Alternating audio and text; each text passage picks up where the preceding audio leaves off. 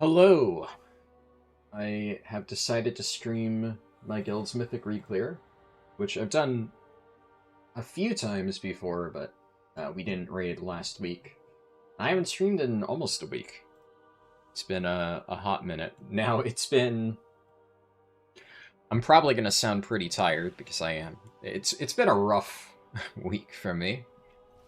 I talked about this in my Discord a little bit, but my area got hit by, like, a really nasty storm and a heat wave at the exact same time.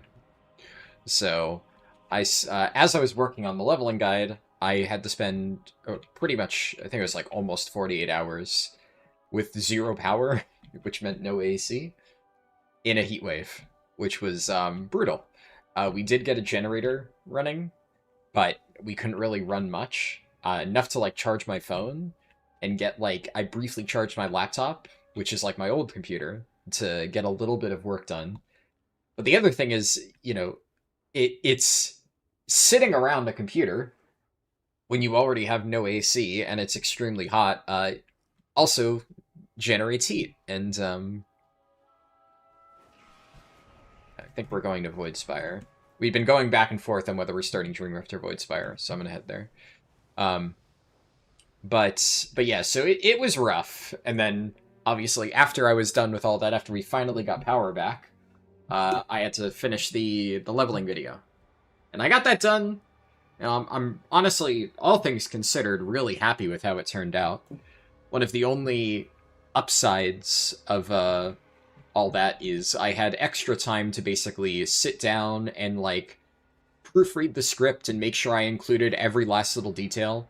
So there have been times when, like, I finish a video and I'm like, I should have added that or whatever. This time around, I'm pretty happy with how it turned out. I can't really think of anything, and I mean, the video's doing well, so, you know, not really. That's what matters in the end. But yeah, there were a bunch of other things, obviously, that I wanted to do, right? And while, you know, it's nice that I managed to get the video a little bit more polished than I had hoped, I also did want to have it out days ago. And the plan was to finish that video, then I was going to stream Death Knight 10 to 90 run on Sunday, then I was going to do Discrease Keystone Hero on Monday, but I wasn't really able to get anything done, right? So, obviously, I've been, well, I would say yesterday, or rather Sunday, I was way too exhausted. Our power came up, like, mid-Sunday afternoon, and at that point, I'm like, I'm not going to be like, oh, hey, you know, I'm still extremely tired, and our AC, like, didn't fully kick back in yet, so it was still extremely hot. There was no way I was going to, like, sit down and do a full 10 to 90 run on stream in, like, the late afternoon, after all that. So that, you know, bummer, right? Because whenever I'm going to still do that at some point, but whenever that happens, I won't have, like, a optimal combo. I'll probably have, I'm hoping to have that done by this weekend, but I'll be honest, it's like, I wanted to do it with Darkmoon Fair buff. The problem with that is, I'm so far behind on so many things, that having to fit that run into this week with Darkmoon Fair buff, just to say that I did, feels like, I don't know, it's like, it's a lot. I'll have to see. Maybe if I make good progress with everything else, then maybe I'll do that. But as it stands, it's not a top priority, because, you know, I just posted the leveling guide, I did a bunch of test runs, you know, I'm happy with how that all turned out, but now it's like the pressure to do yet another 10 to 90 run is, like, low. I want to do it just because at some point I'm gonna do a 10 to 90, like, super optimized run when TBC time walking runs around, because that will overlap Darkmoon Fair. But that's not until first week of August, right? So at some point before then, I want to do the 10 to 90 Death Knight run to practice. The issue is I did want to test out how it would work with Darkmoon Fair, because it'll be good to have the math on that. But I suppose I could also, during the Darkmoon Fair week, right? I could do a test run here just to make sure I have the numbers correct. Even if the time isn't the same, because I don't have TBC time walking. Because it'll be... what's it called? So, TBC time walking... Actually, yeah, no, I would, because this is TBC time walking, so I'd only have it with this. That's when Dark and Fair starts. So yeah, it would, I guess we'll see. The concern... Wait, what? What did I miss? Cubs left the guild? How did I miss... What? What?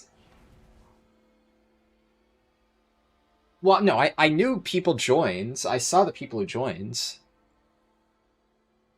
Well, yeah, I know. We were off last week. I lost power for 48 hours. Oh, yeah, I didn't bring it up.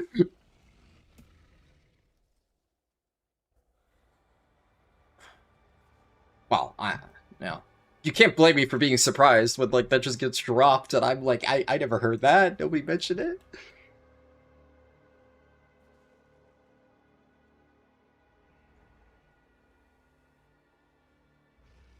Oh, shit.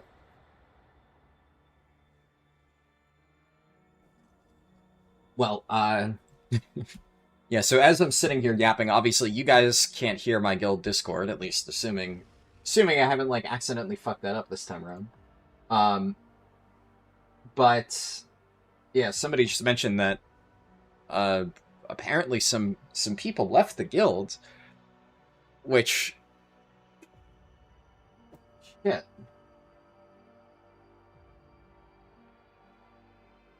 All right, well, I'm gonna put my yap on hold. I mean, I have the entire stream to sit here and yap.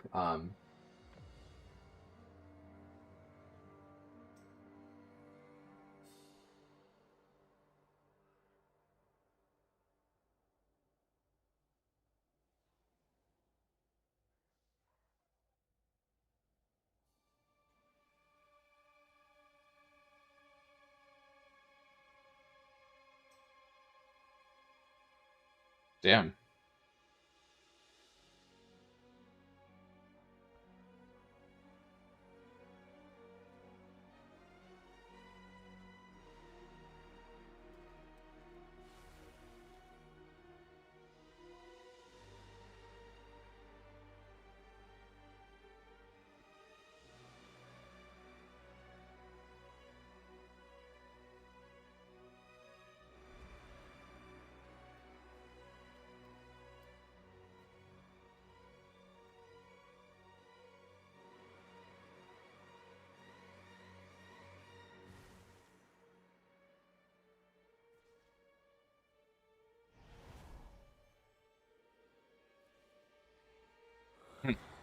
Alright, well, that's, damn, that's unfortunate. Yeah, one of my friends of the raid team isn't here anymore, that's... yeah. Well, that's a bummer.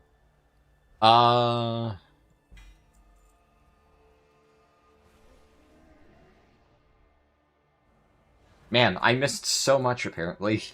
All it took was 1 week. Holy fuck. Alright. We're taking a little while to start raid. Apparently I don't know what's going on, but the raid leader's, like, late or something? I don't know.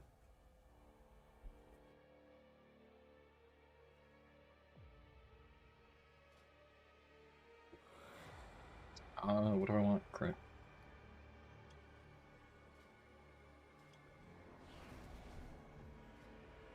Let's do Light's Potential.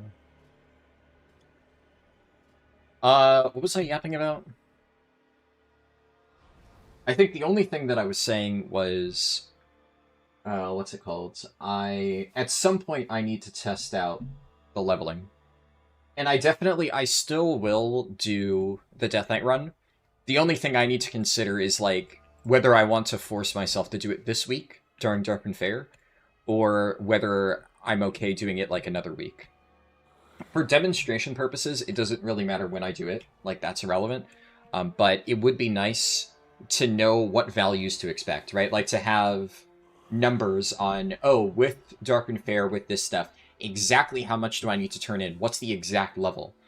Because I want to make sure that, like, one of the issues going into my super fast run that I'm setting up for this week, right, is, so we have TBC, and that gives me a 3-day window, Saturday, Sunday, Monday, technically Tuesday, but not really, where I have Dark and Fair and TBC time walking. Now, the reason I say 3-day window is because daily reset matters for this stuff.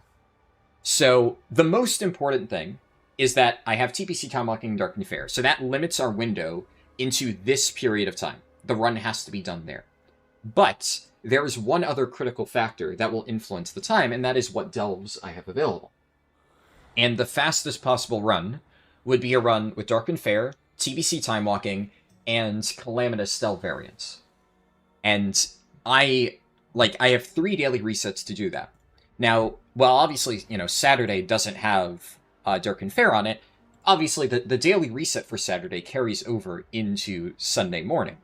And Dark and Fair starts at 3 a.m. Daily reset for Sunday only activates at like 10 or 11 a.m. So that means I do have a valid period of time that overlaps where I could fit a run in Sunday morning and have access to Saturday's daily reset. So if the good delves are up today, the run needs to be done then. Now, there is a chance, right, that, this is, well, I would say there's a 66% chance that the delves I need are not up that day. That, that's just how it works, right? That it might not be that day. And if that happens, then in theory, I will have a window to do that test. And to do like a bunch of testing at that point to make sure that I know exactly how much experience I'm going to need. And then when I do the run like the day or so after, I would have everything that I need to know in order to get like the fastest possible time. Because in a lot of my test runs, I, like recently at least, I've been kind of playing things by ear, right? Where I don't know the exact values that I'll need. I'm just like, I'm kind of winging it, right? Because you got to do the testing at some point. And obviously, when I do a new run, I'm going to do my best to get like a really fast time, right? So it's not as if I'm not trying to get a speed run, but I understand that inherently I'm going to end up losing like a few minutes of time while I try to like nail down the exact amount of like bonus experience that I need. That will translate into a minor time loss. But then if I'm going to try and do a super fast run where everything's perfect, I want to make sure that that's all done in advance. I don't want to do like any dry testing before that attempt.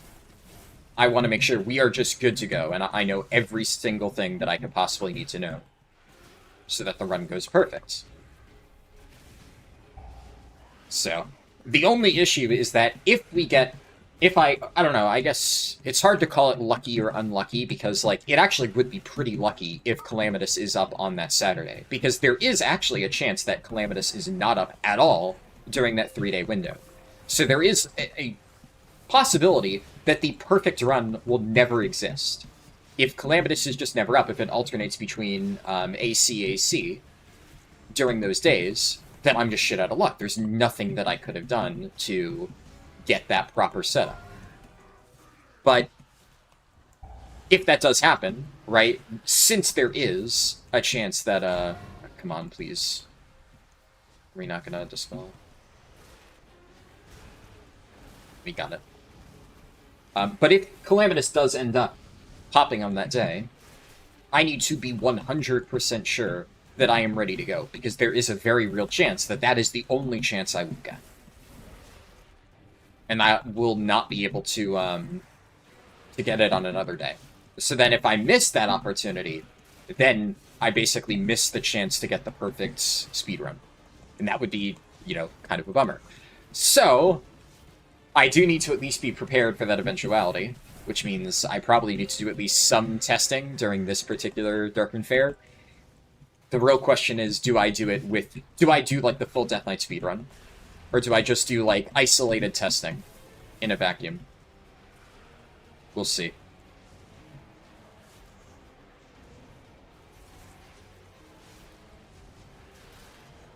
The other issue is a lot of the characters that I've been using to test have, like, rested experience, which, like, doesn't really matter all that much, but I want to have, like, very precise, exact numbers, and, what's it called? And I won't have rested experience, obviously, on a 10 to 90 run, so I need to make sure that I do a run where that is not a factor. So what I would have to do for testing, regardless, is probably take, like, characters in the level 70 range or something like that, and then get them leveled up. But, I don't know, it's kind of weird.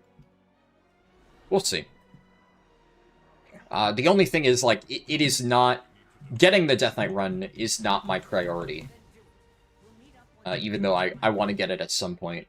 Right now, my number one priority is getting the work in progress Alliance 10 to 80 run, like, at least, obviously not finished, right? That's going to take a little bit more time, but, like, the work in progress finished. Good enough for me to post it to Patreon for people to help start beta testing it.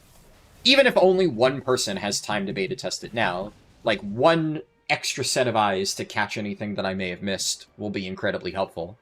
That way, the earlier I get that up, the more time there is for people to potentially give it a test, and then, obviously, the better chances that I'm able to actually get everything finished in time for 12.1.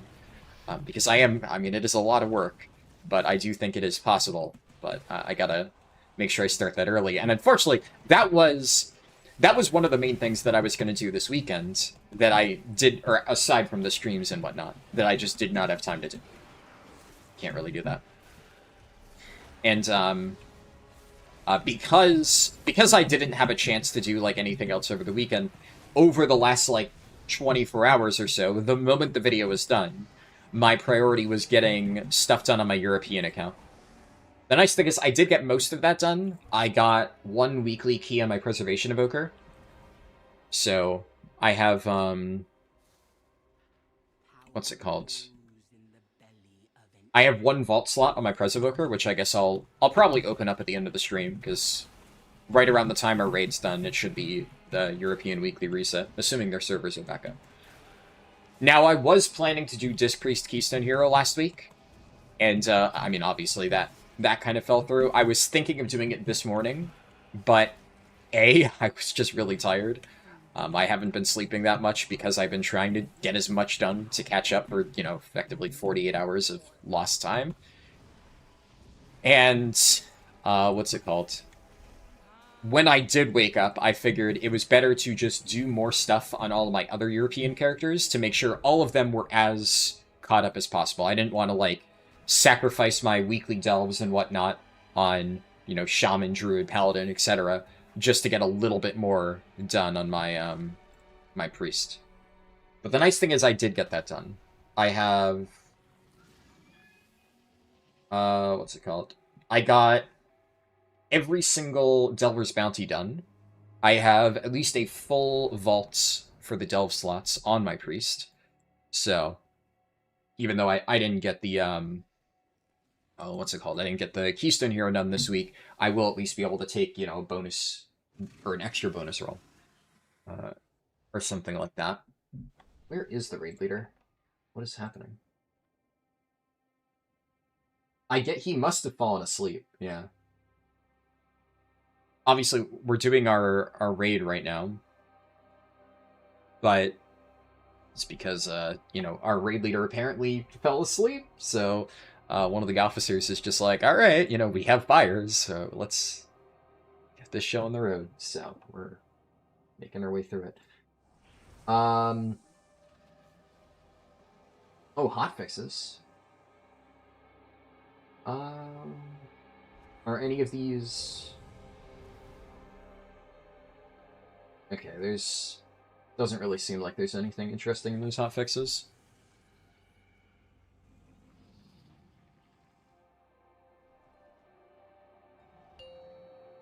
What was I saying, though?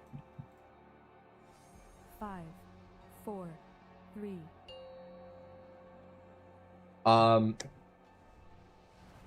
Yeah, so I will have an extra bonus roll on my Priest.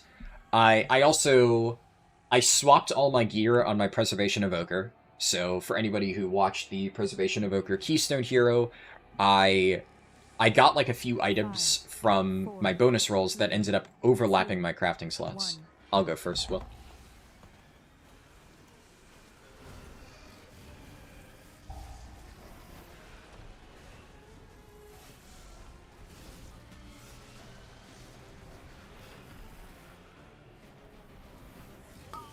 I'll take this just in case you didn't hear. Yeah, I got it.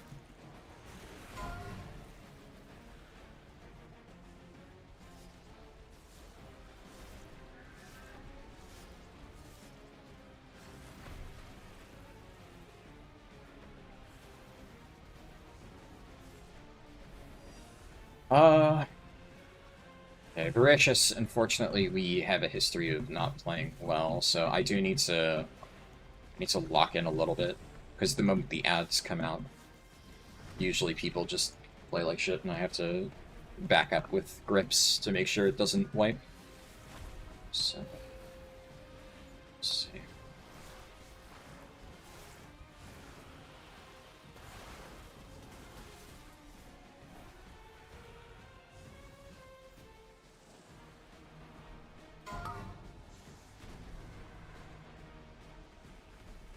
Back him further. Do we need that one in the middle?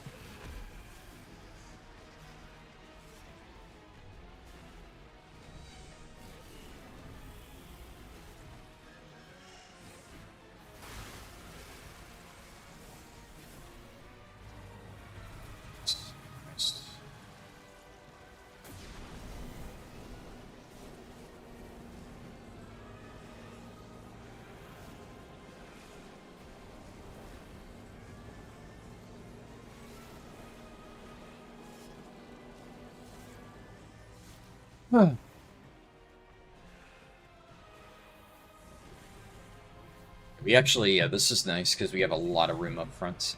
I don't know, like, man. Well, I know why. I was gonna say I don't know why people always just drop the fucking ads right up front. It's because whenever melee get it, they don't want to run out of range and fuck their parse, right? But gotta. We probably do, but we should still do the mechanic. Don't just tunnel.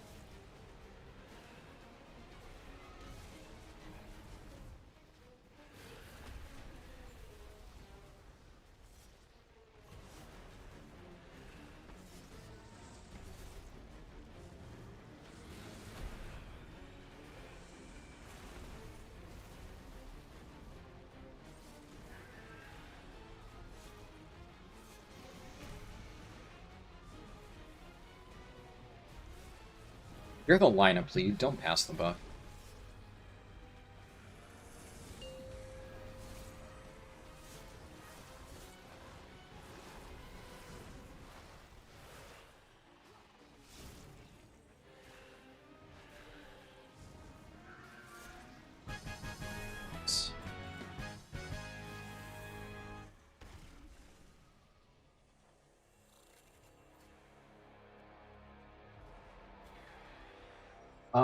Okay.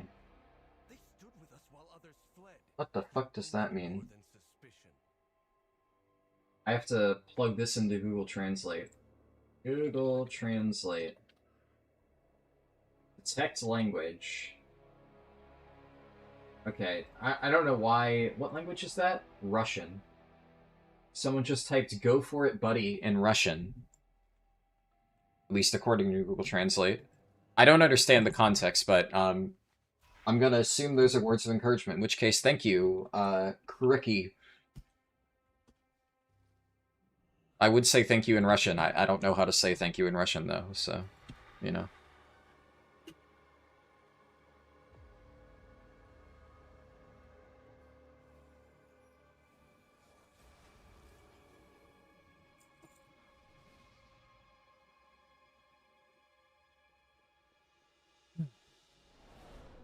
What was I saying? Where did I leave off in my yap? Oh yeah, alts and stuff. Yeah, so I got some new stuff off bonus rolls during the Preservation Evoker Keystone Hero, which caused me to have to recraft a bunch of stuff. So I got that all done. My Evoker also got 276 in every slot, so it got the hero track discount. So my Evoker's now like 279, something around there. I crafted, I think, an Arcana Weave Cloak. I upgraded my weapon, used Void Cores and all that stuff. And then, because of all that, I was able to fully upgrade all my Priest stuff with Hero Crest because of the discount, and also crafted a weapon. So my Priest is, like, fully ready to go. Obviously, before I do Keystone Hero this next reset, since I didn't end up having time, I'll do, like, a delve or two, get my Delver's Bounty or something like that. If there's a bunch of easy delves, then I might do more. Like, if Calamitous and Almoth Munchies are up, then I usually do both of those, because they're both really fast. But if all the delves, whenever I set aside time to do delves in Europe, if all of them are trash, I just pick the best one, use a Beacon of Hope, get my bounty, and then, you know, call it a day, right?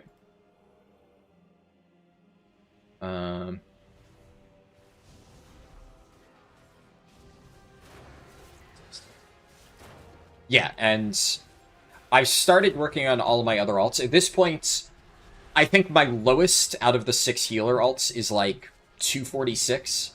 I have, I think, full champion in every single slot on all of my characters at this point. One of them might have like a single veteran piece. I don't know. I'll have to see. But they're decently geared. With the discounts, that definitely helps a little bit. I think the only one that's going to be maybe a little bit tricky is my Druid, because Druid won the poll for the 3rd spec. So Disc Priest obviously got delayed, but I don't want to fall behind schedule, so I'm just going to do, at some point this week, Disc Priest and our Druid Keystone Hero.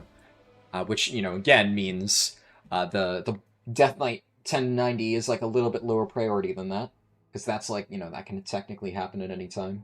I think, actually, the more I talk about it, it would be a lot of work to get a full Death Knight 10-90 done this week, especially because I would have to set aside time to stream it. So instead, what I'll probably do is I'll do some testing, I don't know, like Friday, Saturday or something. It has to be during Dark Fair, so I need to make sure that I have enough time to like accurately test everything. I'll take some like 60 to 70 characters on my account and get them up to 80 so they have no rested experience, and then I'll do the test to see exactly how much. There's also other things I need to test, right? If you have the 30% buff and like Dark and Fair and stuff, how much XP do you get from War Within crafting, from Dragonflight crafting? A few people in my Discord have told me that they tested it and got like XYZ number, and like that's cool and all, but obviously I need to do my own testing for my run to be sure. Especially because I think some of them said they were missing 10% from a different source or whatever, and I need to make sure that it's an accurate reflection of what I'm going to be doing. So we'll see. The other thing is for Dragonflight and War Within crafting, I'll have an additional 10% that I think most people won't have, because for the run, I'm gonna during the run, I'm gonna have the 10%, Christ, dude. How do we just not?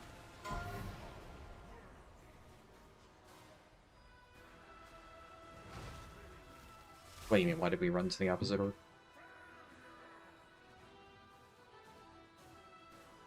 Because the one that spawned next to us died really quickly. And once it died, we ran to the opposite order. It's all good.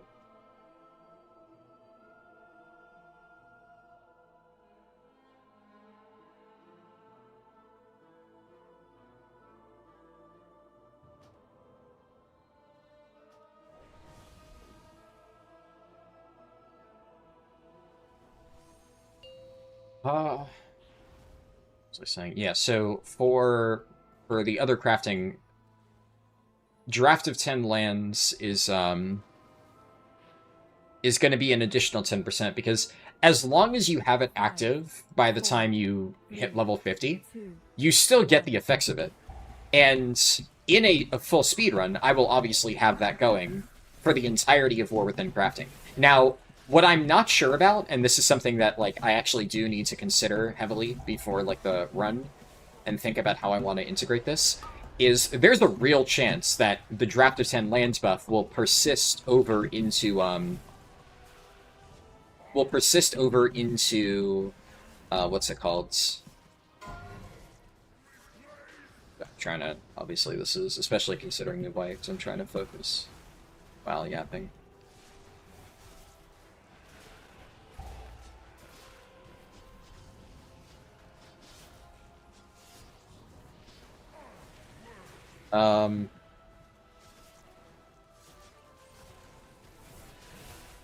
Yeah, so for part of 80 to 90, I actually will probably have Draft of 10 lands still rolling, because I suspect that, like, it snowballs, right? You do...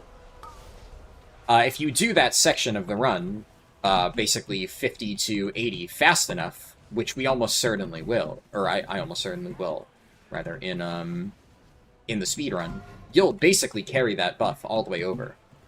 So I'm pretty sure I'll be able to do that.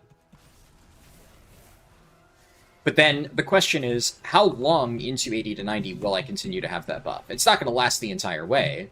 It will expire eventually.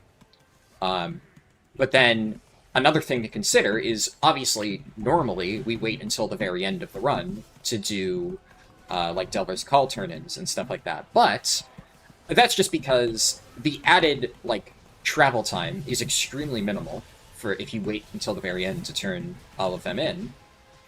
And the extra mob scaling tends to not really be, or tends to be a little bit annoying. So the amount of time that you will lose from mob scaling is, like, probably more than the tiny bit of extra travel time, which is, you know, why it's a trade-off, right? There's no other real factor at play. But if at the start of the 80 to 90 section, I'm getting 10% additional experience because I still have draft and lands rolling, that changes the dynamic. Well, now it's actually 10% more valuable to do the turn-in.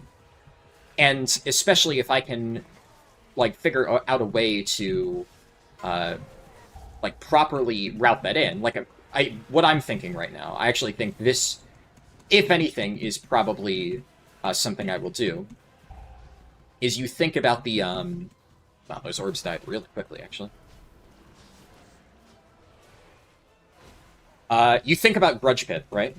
Grudge Pit is by far the longest detour to turn in a single Delver's Call quest. You have to, like, fly out all the way from the center. It's, like, about 30 seconds. Not a lot, but it is definitely, out of all of the Delver's Call quests, the one that you lose. Yeah. I'm just gonna kite here and just focus him.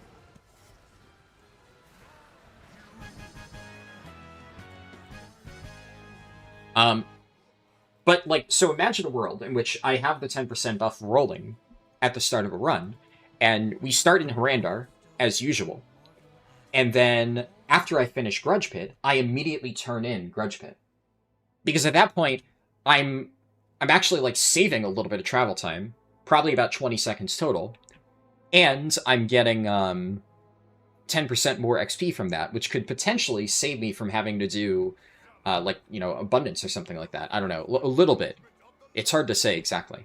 It might not make a difference, right? It might end up being that you don't need, or that, like, as long as you do all the 10 delves with all of those XP modifiers rolling, you actually don't need anything else. But think about it this way, right? Like, in my recent run with Turbulent Timeways, while I didn't have Dark and Fair buff, which would be an extra 10% experience, I had to do all the delves, and then I still had to do, like, a few extra things, like a few quests. Obviously, Legends of the Harrowneer you're always going to do. That takes, like, 1 minute. I did, like, a few extra things in Voidstorm and whatnot. But I also got, like, basically 2 full levels from, like, the Time Walking dungeons. Obviously, Time Walking is not fast, right? That does eat into a lot of the 80 to 90 time. But it does mean that there's effectively 2 levels in an 80 to 90 run that you won't have if you're doing a full 10 to 90 run, because you would have done the dungeons earlier, and you would still have the buff rolling from when you did your last Time Walking dungeon. So you would have to make up those 2 levels somewhere else. So just doing the delves, even with Dark and Fair, would not be enough to single-handedly get you all the way, I think. So I'm probably going to have to do a little bit of extra stuff anyways.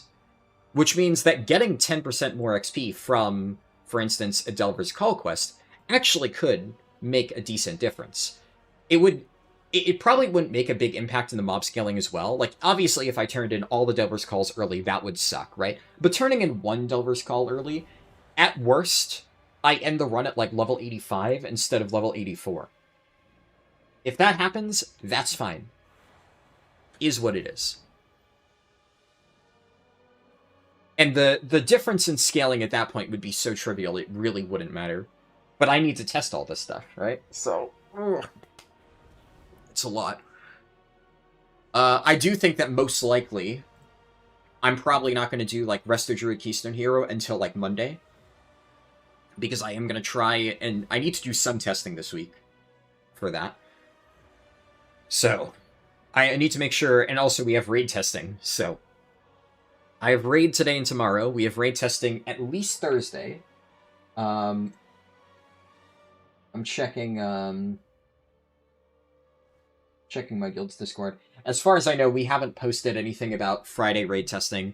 I believe we're not doing Friday raid testing, but also there's Saturday normal or the weekend normal raid testing, which we almost always do. And my raid leader hasn't posted anything about that. But I have to imagine we're doing that this weekend, and we don't know the time. Now, this is where I would probably ask my raid leader, hey, do we know what time that is? Unfortunately, he's still asleep and isn't even at raid, so I, Okay, and actually, let me... I should probably put a reminder note in the raid testing channel, so that way, when he does wake up, he can at least read that. That is this weekend, right? It is this weekend.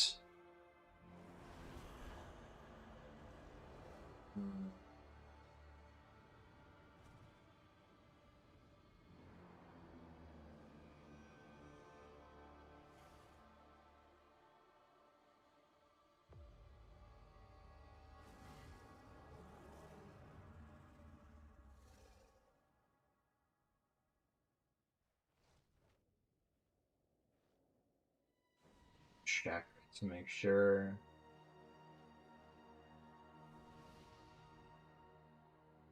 Yeah, I've checked like every possible channel where he would have put it, so I'm pinging him.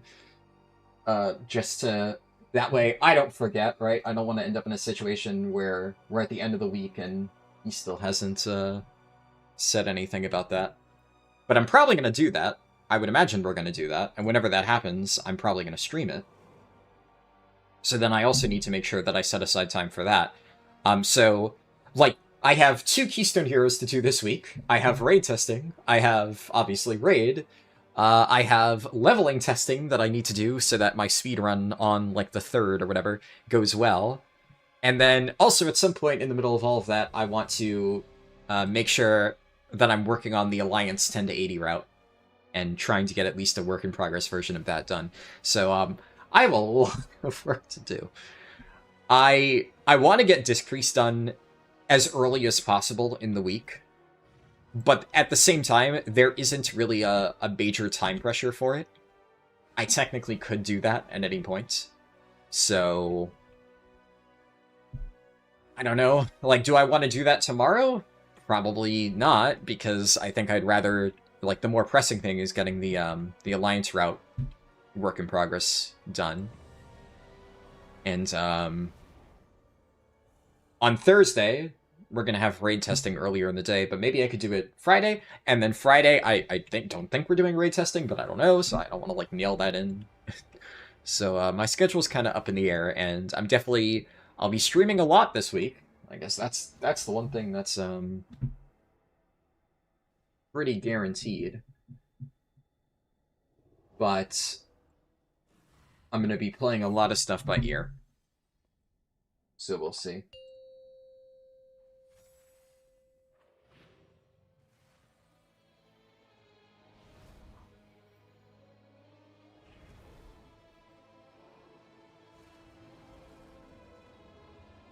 Five, 4, 3, 2, 1.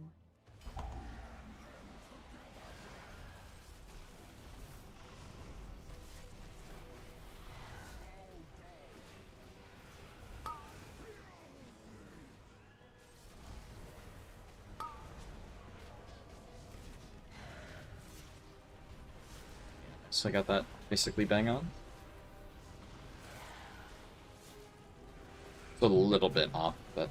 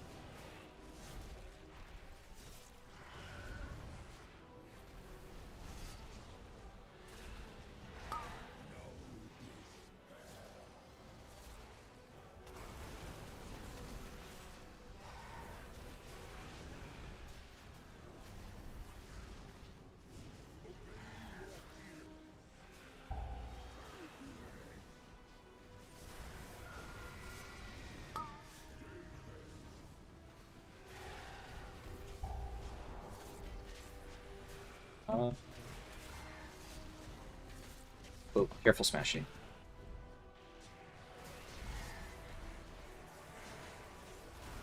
Maybe, I don't know. I think you may have accidentally taunted it, because I'd be surprised if you're out.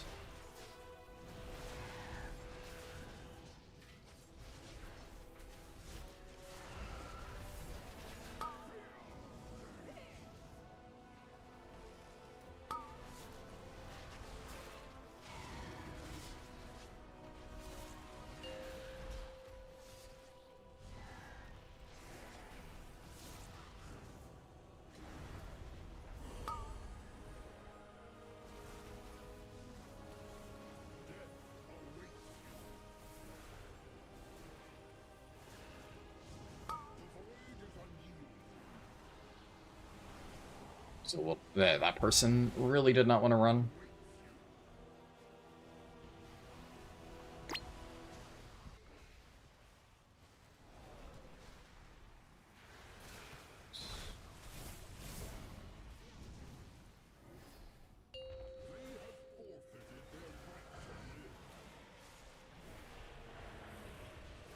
Can you get Ezrak the rest of the way?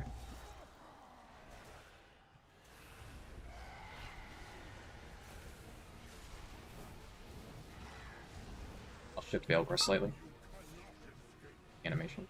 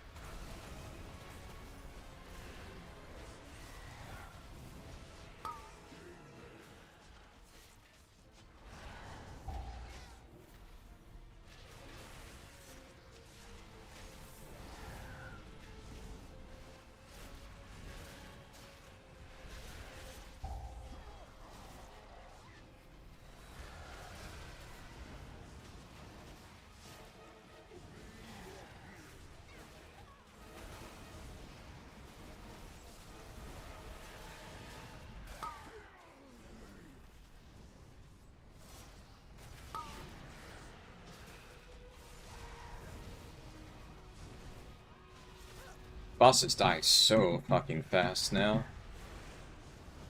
What's the buff at? 13%? Jesus fuck. So silly.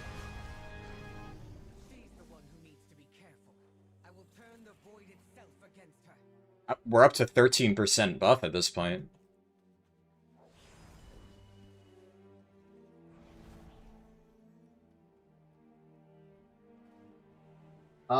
Okay, hold on. I got a new YouTube comment. Somebody posted on the leveling guide.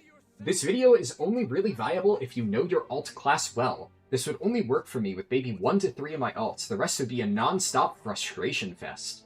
I would stick with dungeons, personally, unless you really know your alt class well. I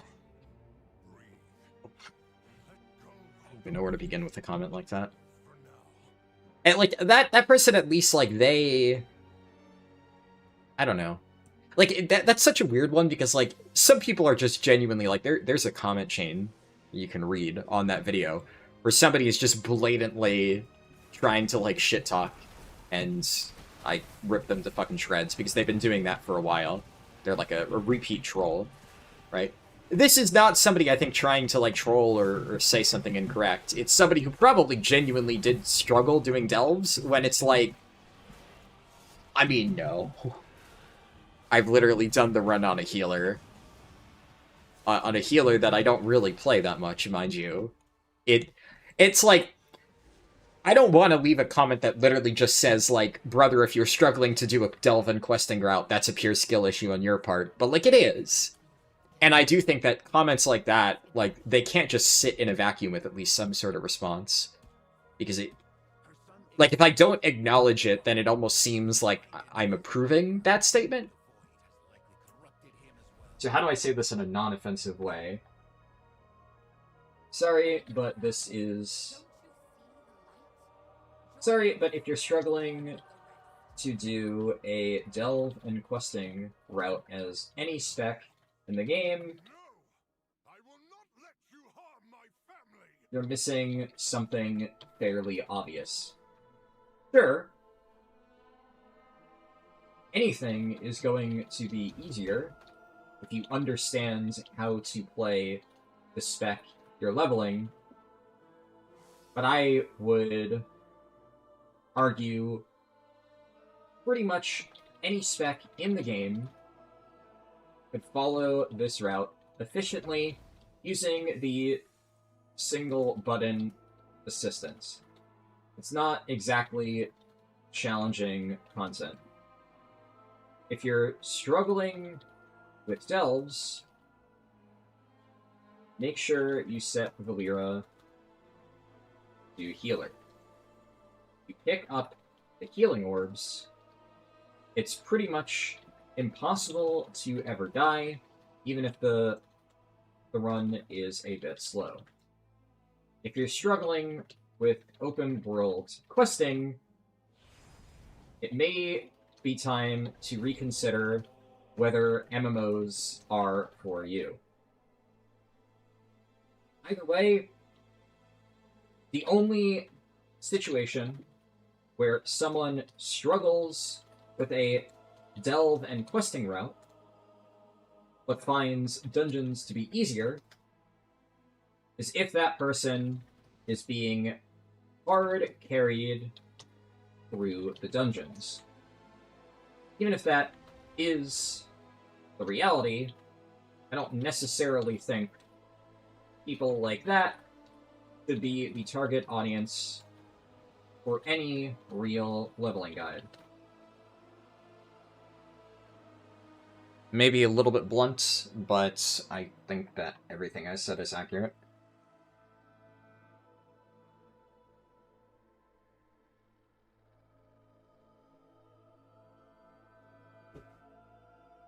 I mean, Nana Yapper said Omega Lol. I mean, I don't know, like, I just... The thing, the way they worded it, right? At first, I skimmed the comments, and I thought it was like... Something that people often do say is like, oh, well, you can't get the speedrun times you get on, you know, XYZ spec. And it's like, well, here's a fact, right? Certain specs in the game are better for leveling than others. Which is something that, like, every now and then people leave that as a comment. It's like, gotcha, right? You say I can level this quickly, but I tried to do this run as an augmentation evoker with both hands tied behind my back, and I wasn't able to match your times. Like, yeah, no fucking shit, right? But, like, does that change the fact that it's still the best leveling method? It's like, yeah, if you, like, punch yourself in the balls repeatedly, you're probably going to have a worse time than if you played, like, Guardian Druid, sure. But how does that have anything to do with, like, whether or not a leveling route is fast or not? Like, I don't know, the idea that some specs are better than others is just, like, some people refuse to realize that, like, yeah, that happens. But, like, who cares? I don't know. But, like, so in situations like that, the only thing, like, there was actually a comment, one of the comments I responded to was somebody basically saying, you know that it's impossible to get times like this if you're not playing a tank. Tanks are always faster than DPS. And I did tell that person that they're a clueless idiot, because I've literally done multiple world records with Windwalker Monk, a DPS spec. And I've had countless fast leveling runs with DPS specs, and I even did a run as a Disc Priest last month, and it went very well. Like, the idea that you can only do runs as a tank spec is just not true, right? So that's something where, like, that is just provably false. But, so, like, another comment I got, like, 2 days ago was somebody genuinely saying, like, oh, I'm not sure if I did something wrong, but I did struggle with this run, but I was playing Devourer DH, and it took me, like, 6 hours. And what I told them is, like, hey, look, actually, Devourer is one of the worst specs in the game, so if you did the 10 to 80 run on your very first try and got 6 hours with, like, one of the worst specs in the game, that's actually pretty good. And they left, like, a nice response, basically being like, oh, thank you, I think I got the hang of it now, I'll try to do it again later on. And, like, that's somebody who is genuinely asking, like, am I doing something wrong, or is this just really bad for leveling? And then when I, told them, like, yeah, it's just a rough spec, they were, like, understanding and nice and stuff like that. And, like, some people genuinely, that they're curious about that. It's the people who are, like, insistent, like, that they know better, and that, this guide is wrong, that, like, those people, I mean, piss me off, right? Obviously, it's gonna piss you off if you're the one writing the guide. But that one, admittedly, was a little bit weird, because, like, they're not even necessarily saying that. They're almost taking it, like, a step further and basically being like, if you don't fully understand the alt spec you're playing, you can't even do the route. Not just you can't get the speedrun times, the route doesn't work. Like, delve and questing routes don't work? Putting Healer Valir on and, like, pressing the single button assistant doesn't work? Hello? Like, what's the alternative? Running dungeons? Getting carried through dungeons? That's your faster option? So, I think all things considered, because that person wasn't outright rude, I don't think anything I said to them was, like, out of place, but I was pretty blunt. Frankly, I really don't know what else to say other than if you struggle with open world questing as any spec in the game, really, running the single button assistant, like, yeah, that's rough.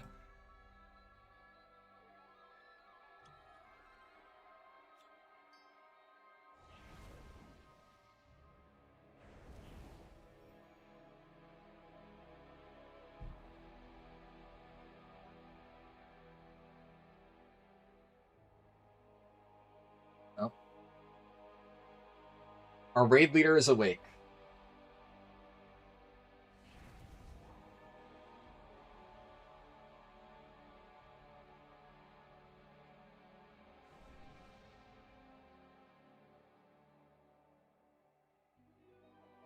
Why even level a character if you don't want to commit time to learn how it plays? Yeah, like, I agree. That's the kind of thing where, like, that, I don't know, I didn't want to say that per se. Like, obviously to me, whenever I level any character, I try to at least have a basic understanding. Like, I never use the single button assistant while I'm leveling. Frankly, even if, like, something that people will often say to me in, like, support of the single button assistant is they'll be like, oh, well, I know that while I'm still learning a spec, I'll get better performance with the single button assistant. And they might be right, but that's not the point, right?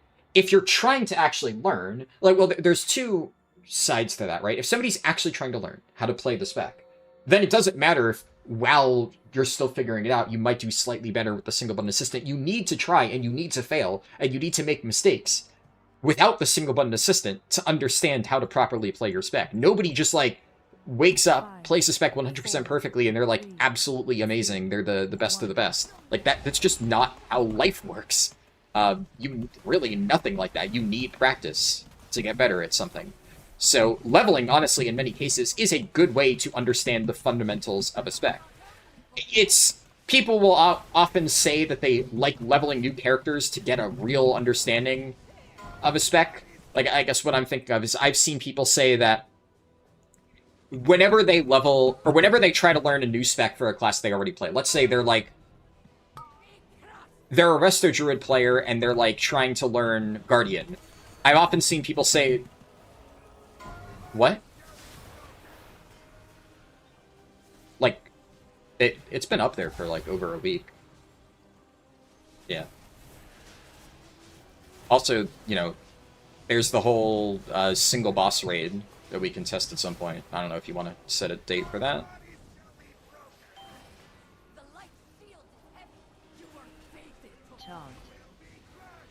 I can send you a link if you want. Through this poll.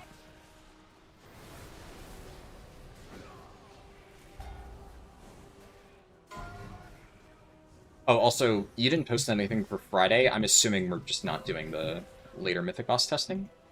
Personals. Okay, okay.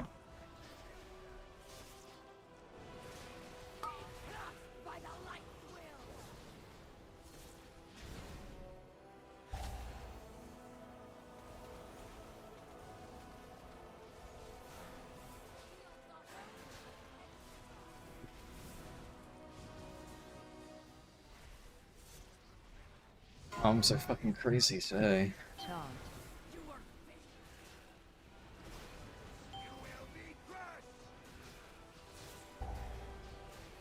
But yeah, now that my raid leader's up, he saw the ping, and apparently he missed it, so after this poll, I'm going to send him a link to the raid testing schedule so that he can plan. Send didn't run all the way to the end, but that's... Personals.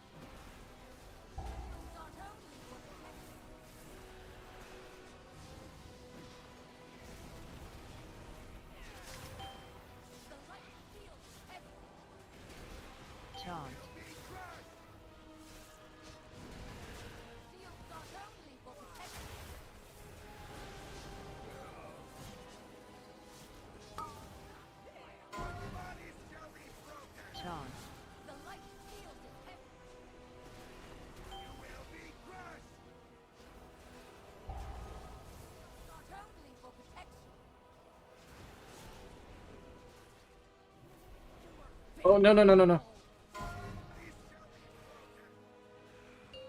It's fine. I got it fast enough. Just give me a heads up next time.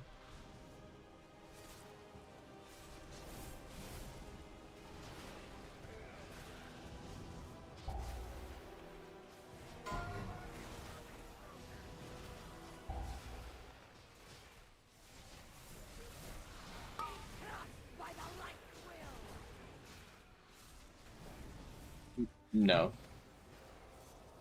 Yeah, this is the one where you hold both.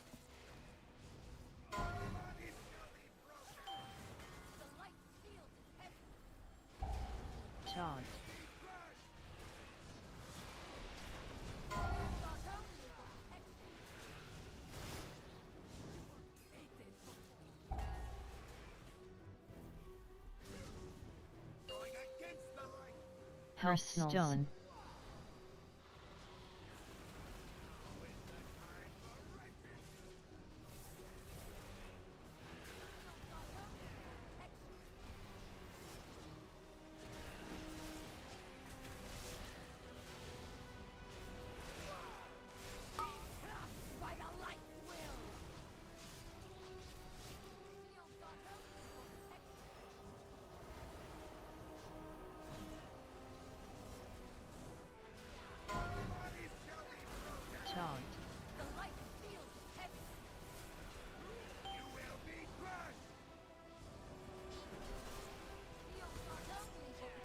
Okay, well, you need to get Bellamy. Okay, well, make sure if you... Okay.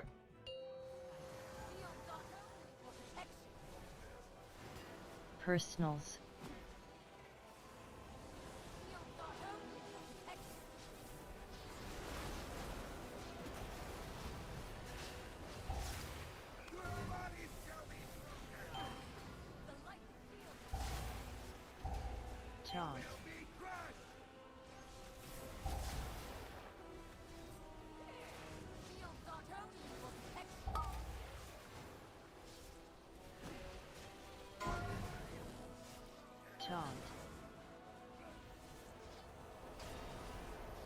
Light blood dies in 1 minute.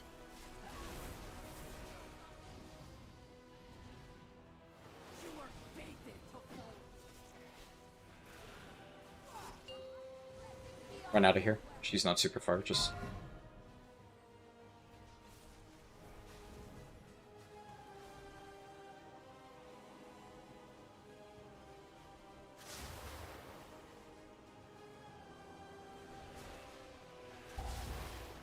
What's the mass taunt? Are you taunting your statue? Why?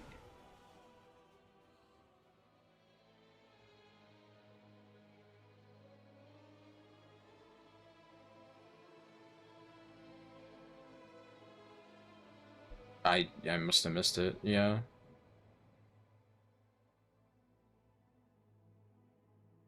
Oh, I see. Yeah, I don't think you need to. I'm trying to understand where that comes into play.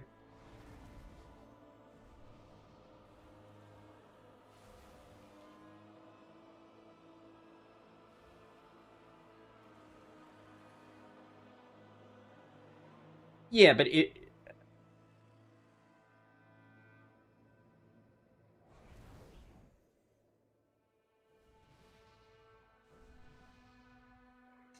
yeah.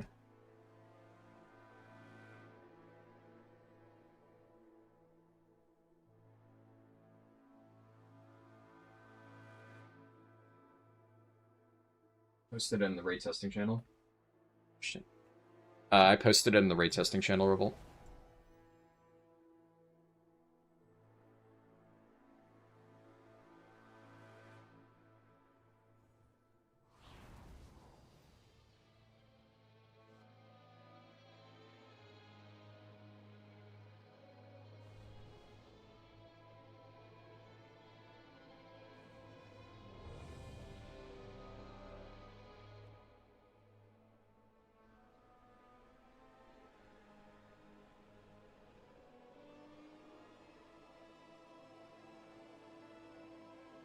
By the way, will AoE taunt is fine, just let me know, like, in advance about to AoE taunt, so I know to snap taunt.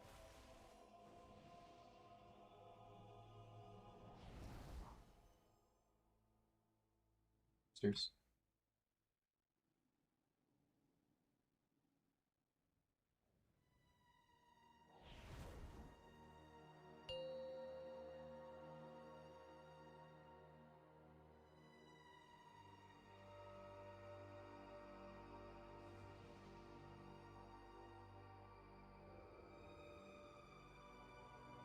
Five, 4, 3, 2, 1.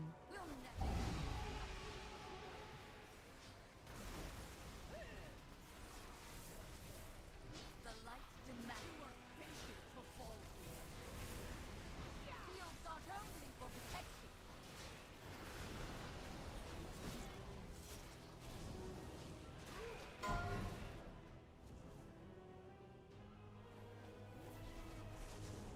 The light cannot fight a light will.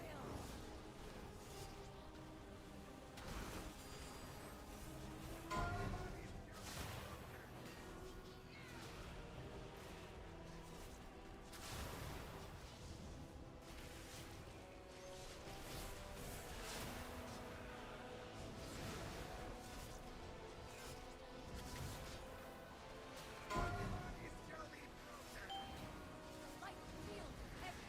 You are fated to Taunt. not only for protection.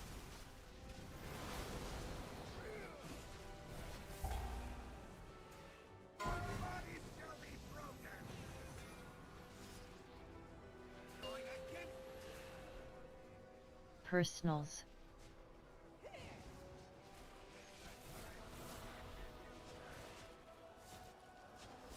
Cannot by the light will.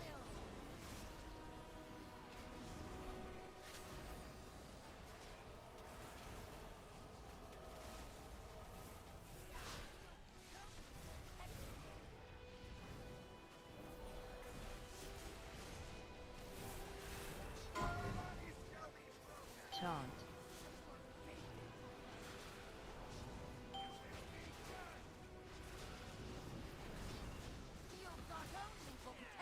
Radiance.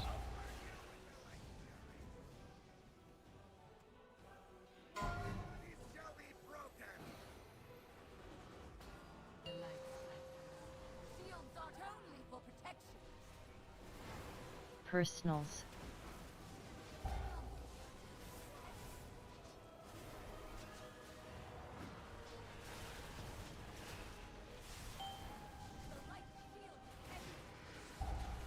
Taunt.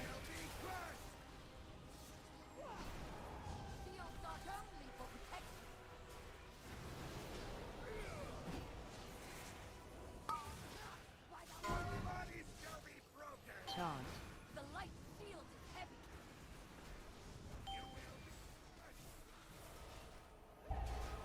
Shield got only for protection.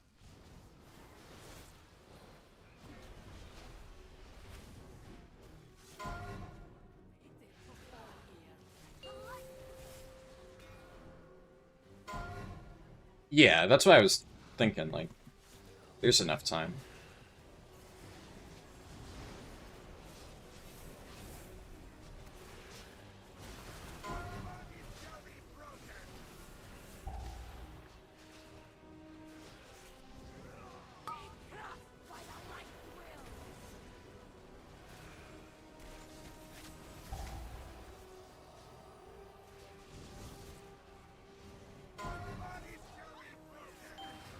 The light field is heavy. Taunt.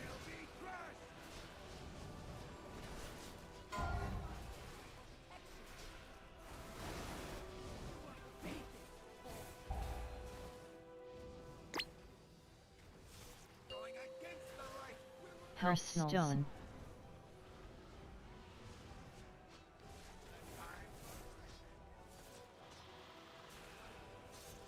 got only for protection.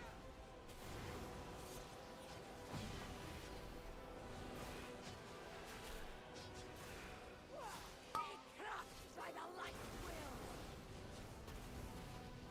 Shield got only for protection.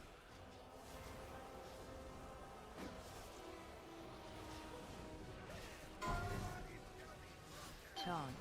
The light field is heavy. Remember, you're taking Bellamy here.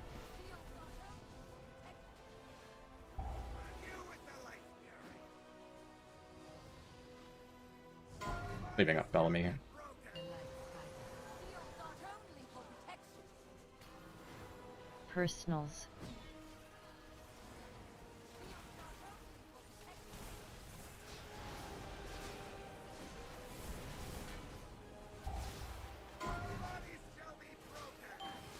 The light field is magic.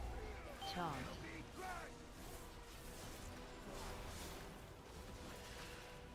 Shield got only for protection.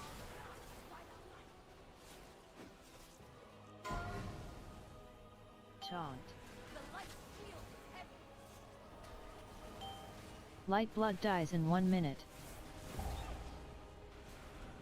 Big Sen. Yep.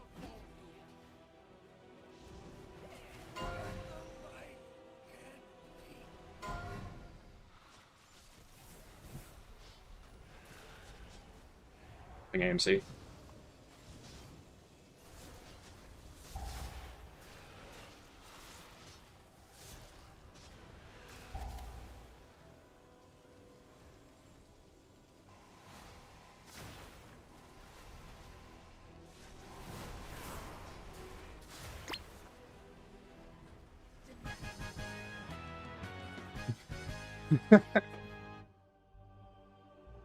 Worth.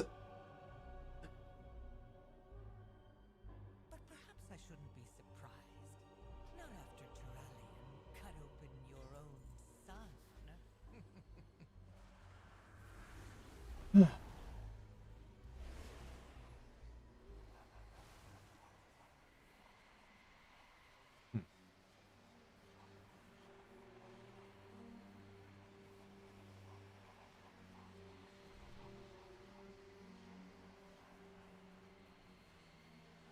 Okay, so my raid leader said apparently our plan for Friday raid testing is entirely dependent on how Thursday raid testing goes. So if we get enough people signing up for it and it goes like well on Thursday, we'll do Friday.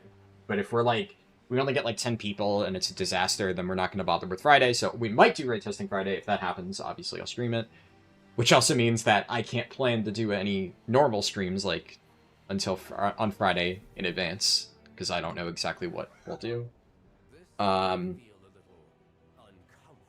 assume we're probably going to do the normal thing because my raid leader said that he obviously wants to do that. He missed it, I guess, the announcement. So I sent him the link.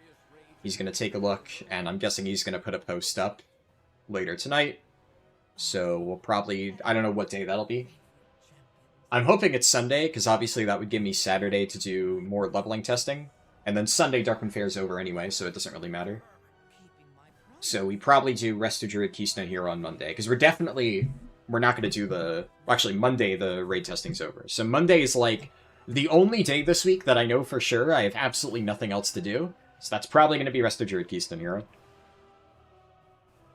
And Disc Priest I'll squeeze in at some point whenever I have time. So we'll either do it like probably Thursday or Friday night, depending on whenever I manage to get the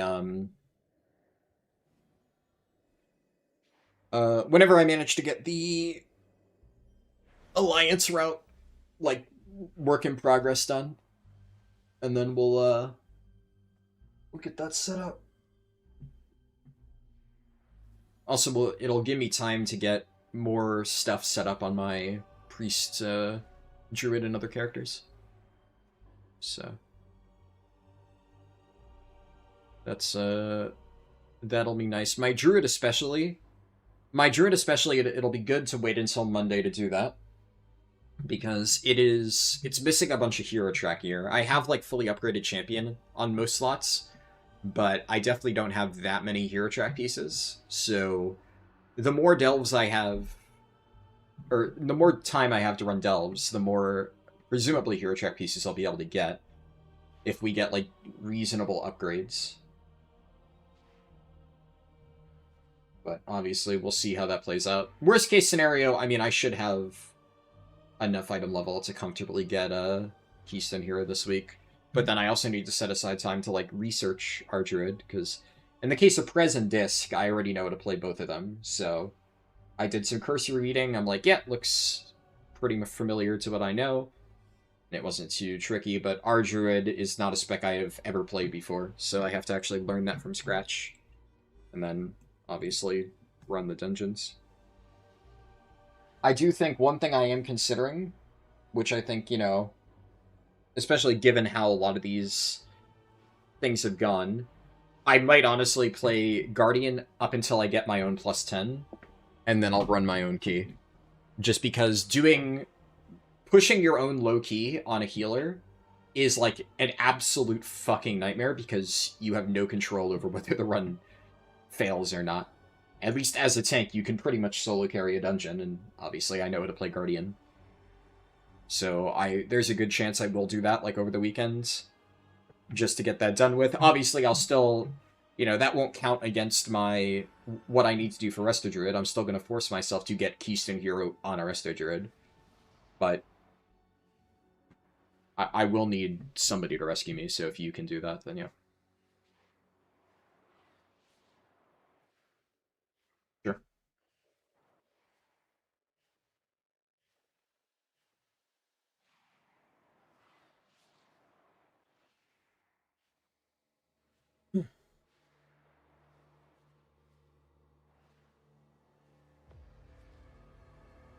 Another thing is, I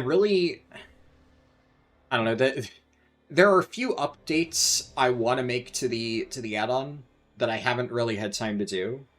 Thankfully, all of, like, the real critical, like, fixes that I wanted to make to the alt route, I've managed to put into the last patch, and nobody has reported any, like, really any bugs at all. I've gotten a few suggestions on, like, oh, if you added extra explanation to, like, this part, that would be helpful.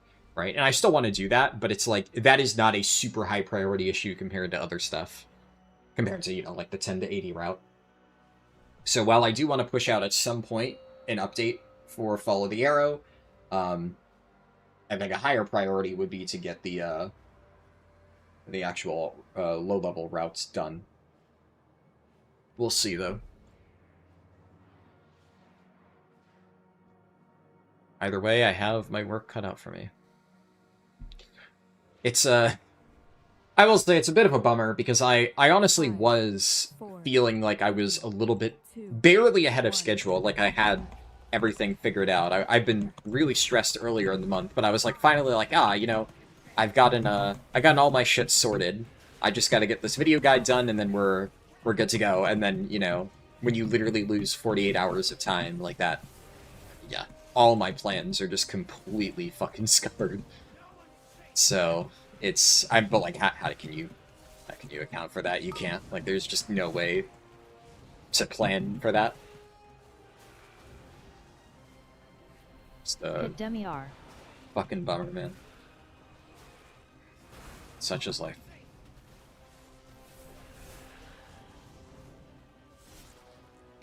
And then it's like one of those things where the people across the street from my neighborhood actually didn't get power for an entire extra 24 hours, right? So, you know, technically, it can always get worse, right?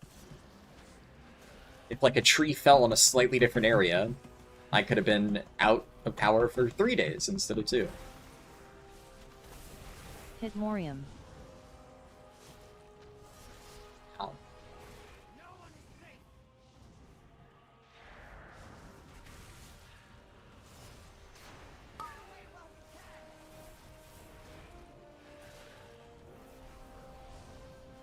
IBF ends now. I said parried. Where'd he go?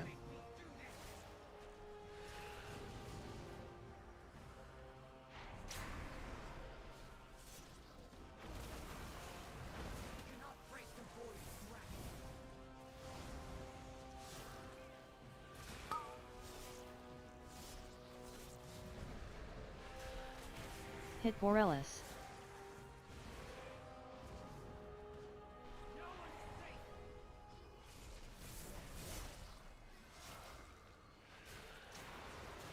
Yeah, we got it.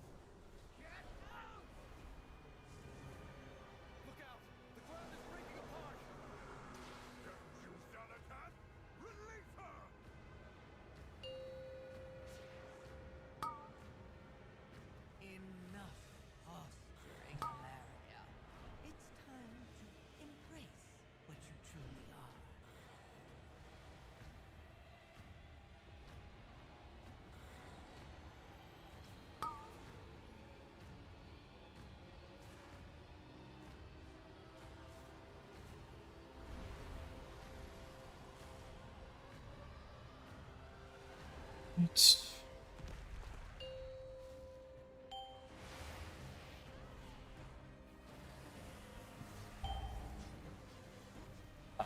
Yeah, I just realized I potted.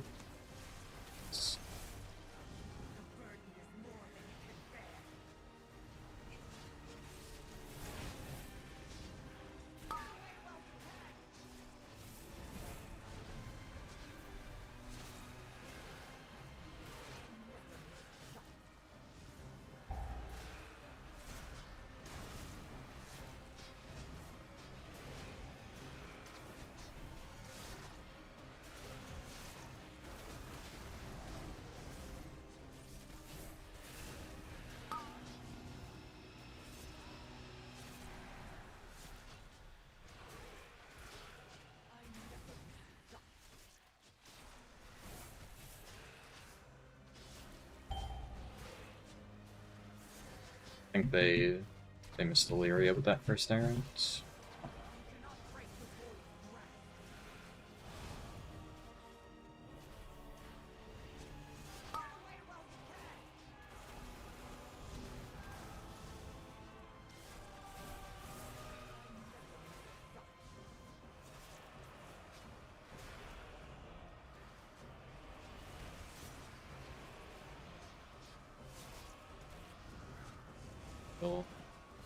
Should have dragged Gateway.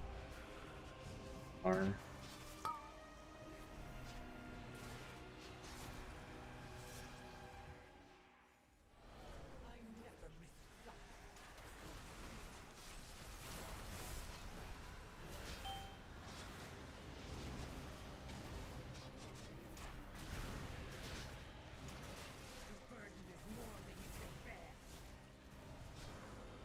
I got it.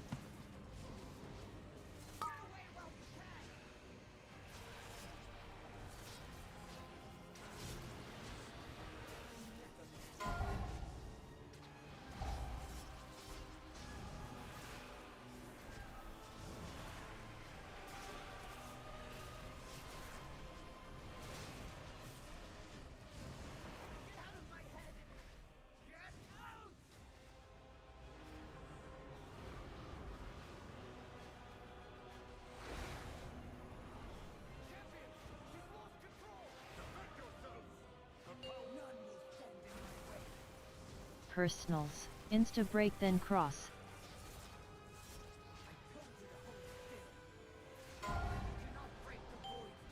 Rescue now.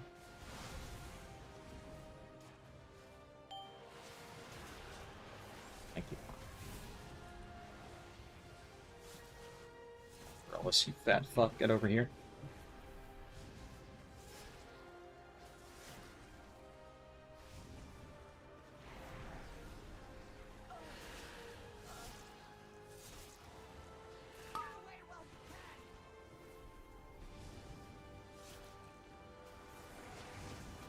Anti-magic zone.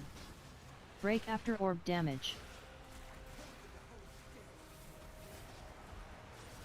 Yep.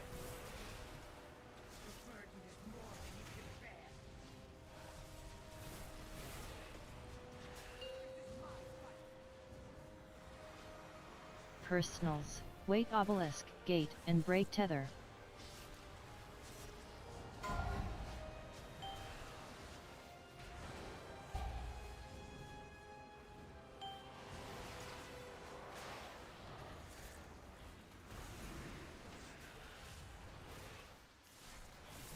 Stop casting.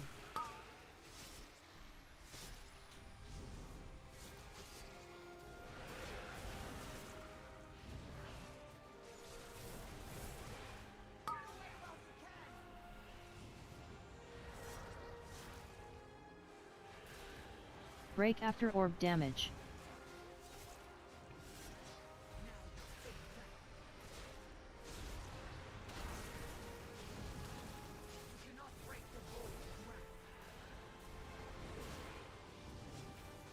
Jump over. No, rescue. Personals.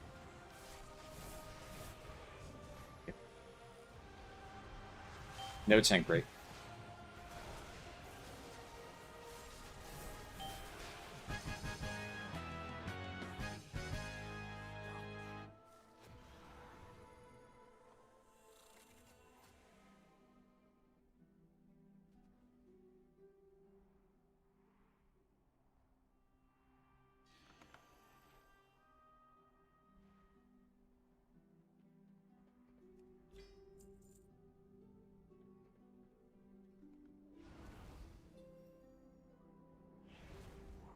March next, right?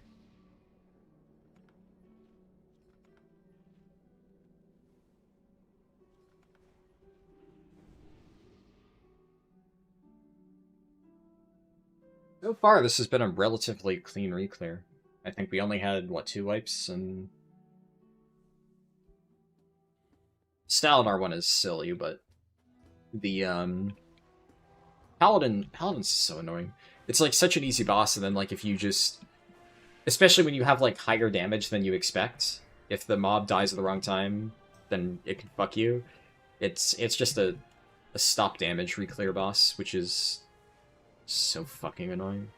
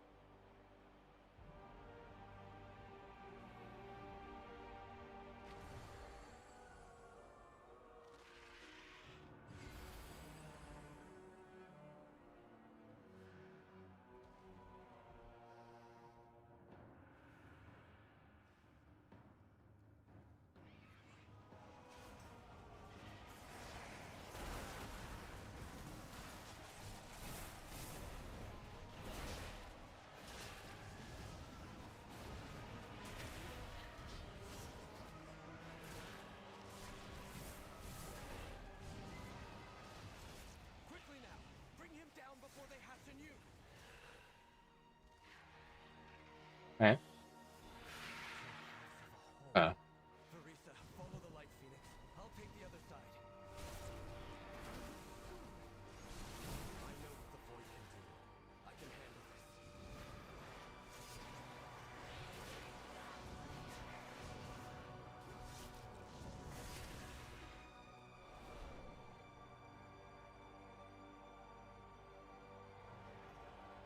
Oh, that eats you. Okay.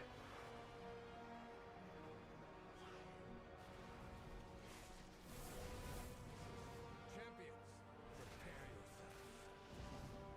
We must stop Valorant.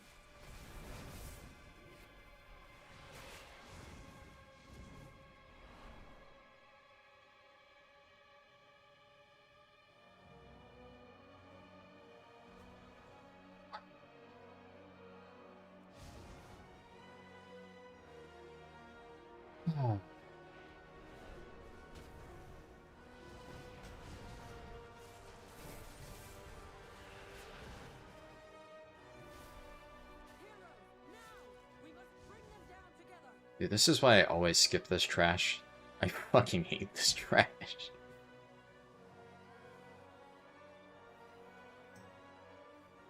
It's gonna... It full healed. Oh no. We must bring them down together.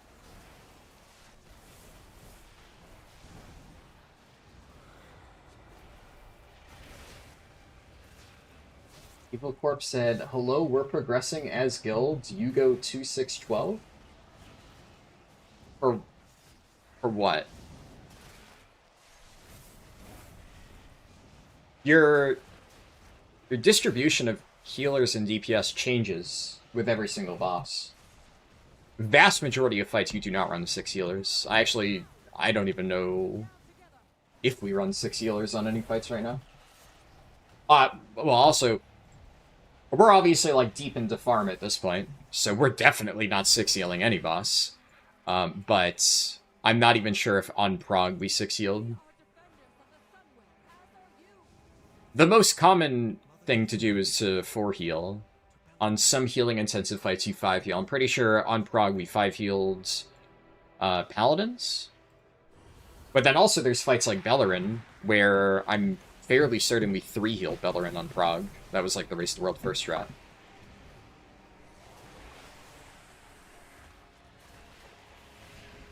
I mean, actually, I can just ask. Were there any 6 heal fights this tier? I can't remember. Oh, okay. Apparently, we 6 healed paladins. According to... I said that like 5 people in Guild Discord said paladins, paladins, paladins. So. I couldn't remember that one, whether we did 6 heal or not. But that was the only boss, right? And that was also, that was on prog, right? When the healing check was way higher. At this point, I mean, we just, on a rekill just now, I'm pretty sure we either 4 or 5 heals. I'll double check.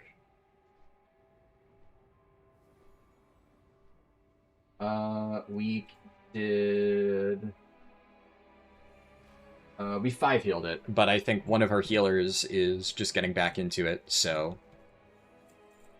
Probably brought an extra healer. I know we have 4 healed it on previous weeks. See, my grid has 6 healers. Well, so the way that this works, right, is we have, we have everybody on our raid team. So right now, we have, 26 people on our roster. And then, in between bosses, we switch people in. So you can see, like, Pete here. Pete is currently sitting in Silverman. He's not in, well, at least I don't think he's in on Bellerin. And then, who else? Opus is currently at the Void Forge, it looks like. And then right now we have Deli is currently in Silverman. So we have 3 healers actually in the instance, but they show up on my raid frames because, you know, they're still in the raid. They're just down here in group 7 and 8. And I know, like, some people have, if they're, like, healing, they'll have fancier raid frames to make, like, hide people who are out of group 7 and 8.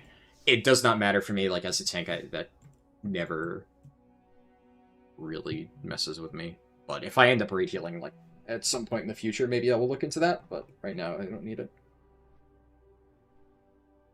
That's crazy. What's crazy? The fact that we have 26 people, or the fact that we have everybody in the group? Both, I would say, are fairly normal, right? If you are... I mean, if you're just starting out making, like, a Mythic raid team, obviously you have to take what you can get, right? Like, you won't be able to have a very large roster. But it is very common practice at the higher levels of Mythic raiding to have more than 20 people. For obvious reasons, right? You know, if somebody is missing, you know, you can't just be like, ah, shit, we don't have this person. I guess we just can't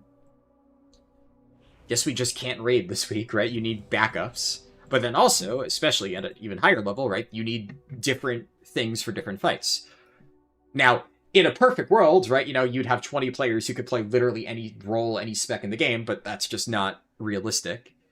I would say, generally speaking, at a very high level, tanks need to basically have 100% attendance, and they need to be able to play every role. Because you don't recruit a third tank, right? You want to have DPS players who can, in a pinch, play their third tank spec, but no guild has, like, a third tank on their roster. That's just not really a thing, right? So, like, my co-tank and I, we show up to every single raid, we never miss, and we can play whatever is needed. So I have multiple alts of every tank spec. I don't know if my co-tank has, like, multiple duplicate alts. That's kind of a me thing. I'm a little bit crazy in that way, but I know he does have all 6 tanks, and that way we can play any comp that's needed. But we have, like, 6 healers, right? And each healer player has, like, a few different specs that they're good at. And so depending on the boss, you know, we bring in a different healing comp, and that's how it goes. Same, like, DPS as well, obviously. We have a lot of people who only play, like, 1 or 2 specs. We are required, in this guild, we are required to have a second geared character. In some cases, you know, like I said, for the tanks, right, my co-tank and I have multiple geared characters. Currently, I have 4. I have 4 that I have brought to Mythic Raid. My co-tank, I think, as well, because now he's bringing his monk. 5, But 4, technically speaking, we're only required to have 2, but it's like, it's one of those, like, things where we are, as tanks, expected to be able to cover every role, and then also, like, both my co-tank and I just enjoy playing the other tank specs, so, like, it kind of works out. But for everybody else, for DPS and healers, they are...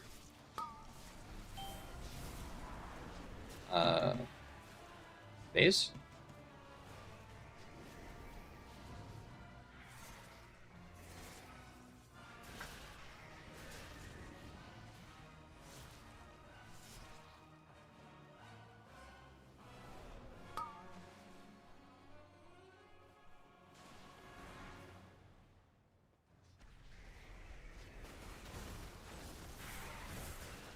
I'll read your other message in a second. I saw you sent something, but obviously trying to focus, because Valorant is a little bit annoying.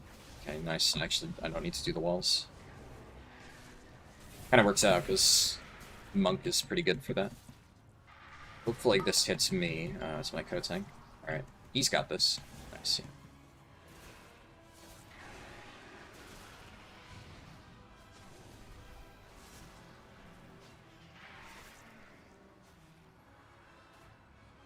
Drag it out a little bit.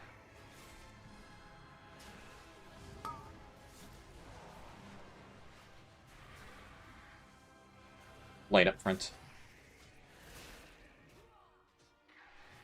Stop damage.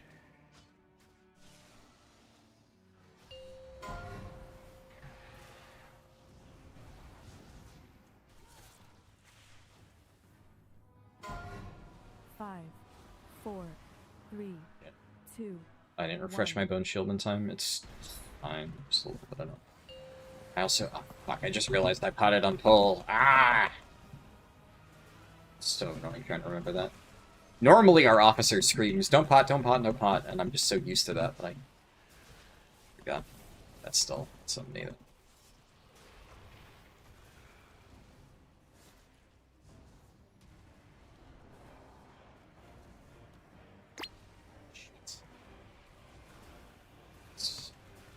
I should have delayed that AMS. It's... 5, 4, 3, 2, 1. By the way, my timers aren't showing up, I think.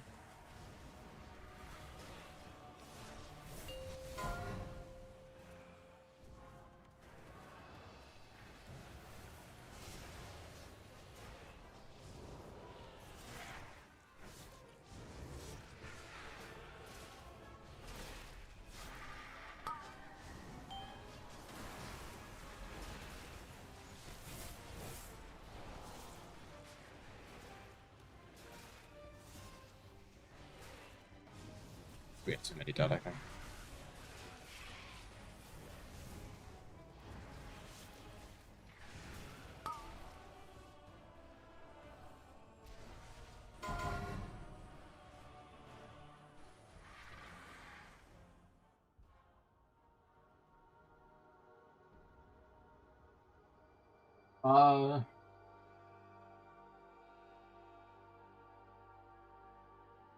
In fact, the 26 players are in raid, but what are the 6? What are doing the 6 remaining? We rotate them, right? So like, let me like pull up. I'm not gonna like bring it up onto stream, but I can read. Right, so like tonight, right? On every single boss, my my code tank and I are playing, obviously. But then for healers, like Pete was in for first 3, so you know Pete over here. Pete was in for first 3. Pete was in for Vanguard, Cosmos, and then he's going to be in on Chimeras. But then Deli is the priest for Bellerin and Lura. And then when Pete was healing earlier, Deli wasn't in. So Deli's in on 4 bosses, so he gets 2 vault slots. And since Pete just took like a long break and is coming back, they wanted to make sure that he had practice on all the bosses, but we're not putting him in on Lura just yet. I'm assuming that's the reasoning. I don't know. I don't make the rosters, right?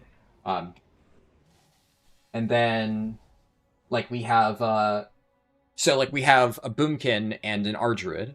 In this particular case, both of them are in, but they're, like, for some of the earlier bosses, to make sure that each of them has time to play. On some of those fights, if we only need 1 Druid buff, we'll have the Ardruid in, and then the Boomkin will be sitting for a boss.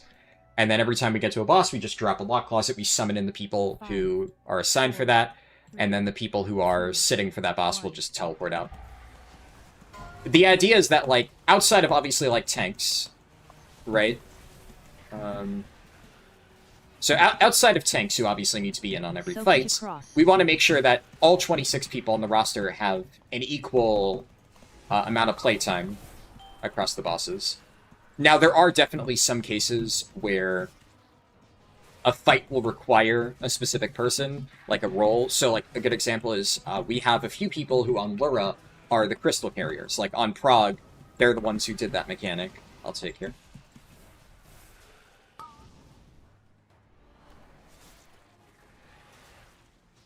So the people who did the crystal carrier stuff on Prague, obviously we want to make sure that we don't have to re-Prague as much as possible, so those people are basically always going to be in for Lura, just to make sure that it's as easy as possible. But then, like, anybody who didn't have a specific assignment on Lura will probably, like, rotate them out after a week or so. Soaks to star.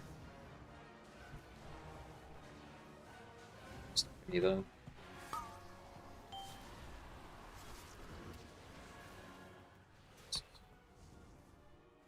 Dragging it far.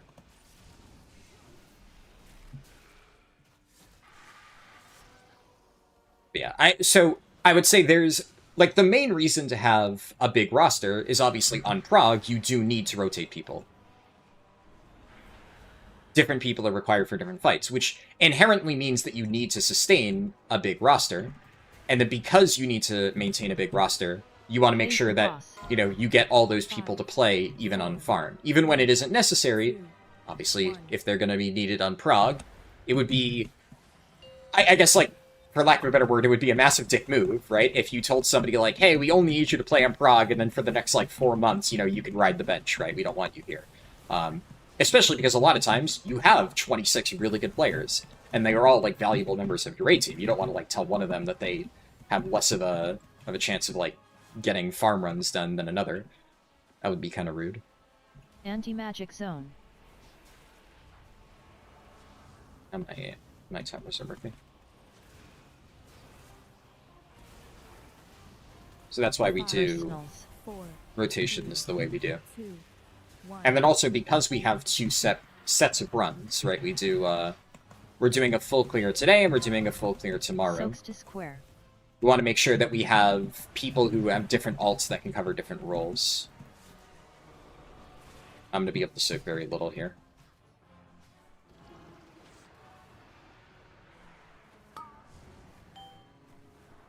Heal absorbs health pot.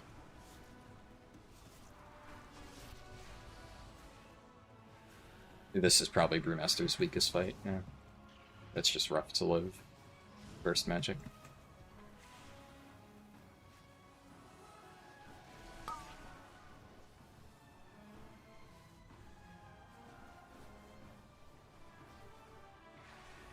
It would be, I think, Bear for the split. Right? Soaks to moon. That healer's always dead. That healer's the buyer. So we're also doing sales, right? When you're deep into farm, you can kill it with only 19 people. So you bring a buyer in, they get the kill, they pay you. In this case, I mean, how much are we making off this run? Sales. We are making 4 million gold in total off this particular run, which honestly is kind of on the low end, because the cuts are only 136k per person. But we do have another run tomorrow, and I think that one is better. And a lot of times you actually... So this is the buyer, right? We want them to die as early as possible, because imagine what happens if the buyer gets assigned an important mechanic. Like, imagine if the buyer doesn't instantly die and they get, like, the soak, where the soak needs to be dropped in a specific spot. If they get that and they fuck it up, then they wipe us. And ideally, we have them die immediately, that way they can't get targeted by anything. So we can just 19-man the boss and do the mechanics. That's the idea. How do you have that announcement to tell you to soak? We have... that is... what fucking... I think that's Method Raid Tools or whatever it is. I forget exactly which add-on it is, but there's basically a... Or it might be a Northern Sky Raid Tools. I forget which one we're currently using. But there are add-ons like that, where basically you import a... Like a what you call it? Like cooldown tracker thing. So the raid leader will set it up ahead of time and say, like, at, 1 minute into the fight, this person uses this ability. So, like, at, I don't know, like 15 seconds into the fight, there's an announcement on that timeline that says soaks to cross, and that gets sent to everybody. And then, during whatever part of the fight we're doing the intermission, there will be a, Rossiliana, my Death Knight, AMZ. So then I get a notification that says AMZ in 5 seconds or whatever.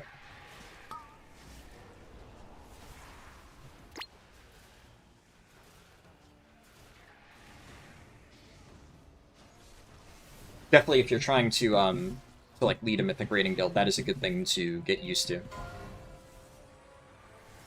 It's a lot of work to set it up, right? Like, my raid leader spends a lot of time making sure that it's all correct. Because all I need to do is, like, he gives us the, the import link for our assignment sheet. And I just, like, I download it, I paste it into the add-on, and then I'm good to go. Is nobody able to... We missed the soak here. Yeah. We're gonna have a lot of light.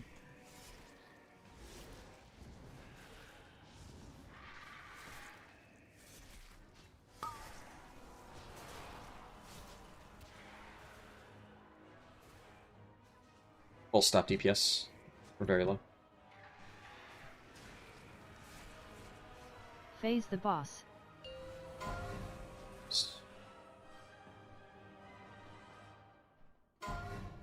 Five, 4, 3, 2, 1.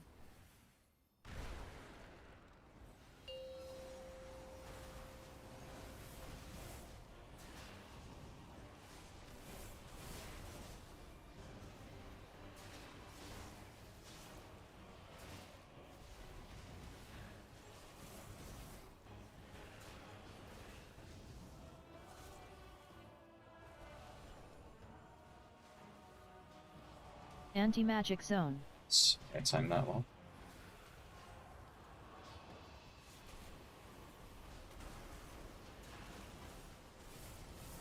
Five, Personals. 4, 3, 2, 1.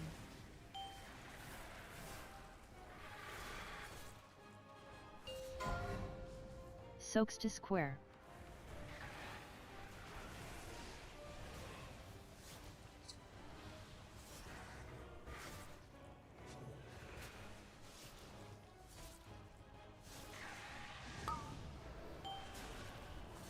Heal abs.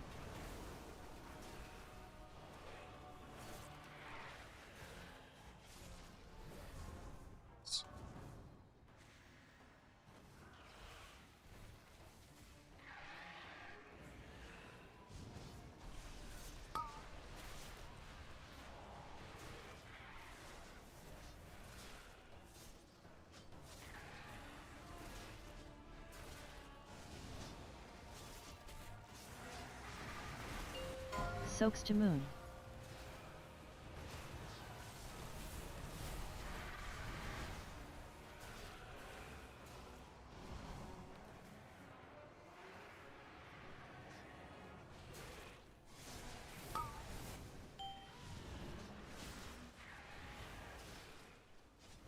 I got the squall.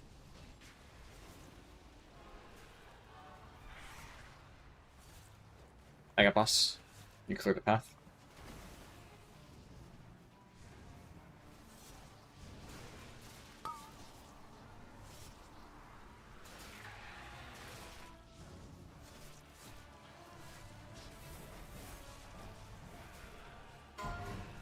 Five, Oh my god, that was 4, so close. 3, 2, 1.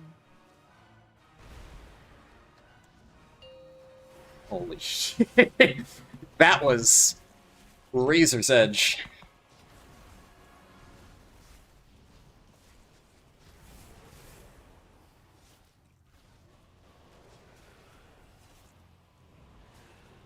You're the only person I could reach.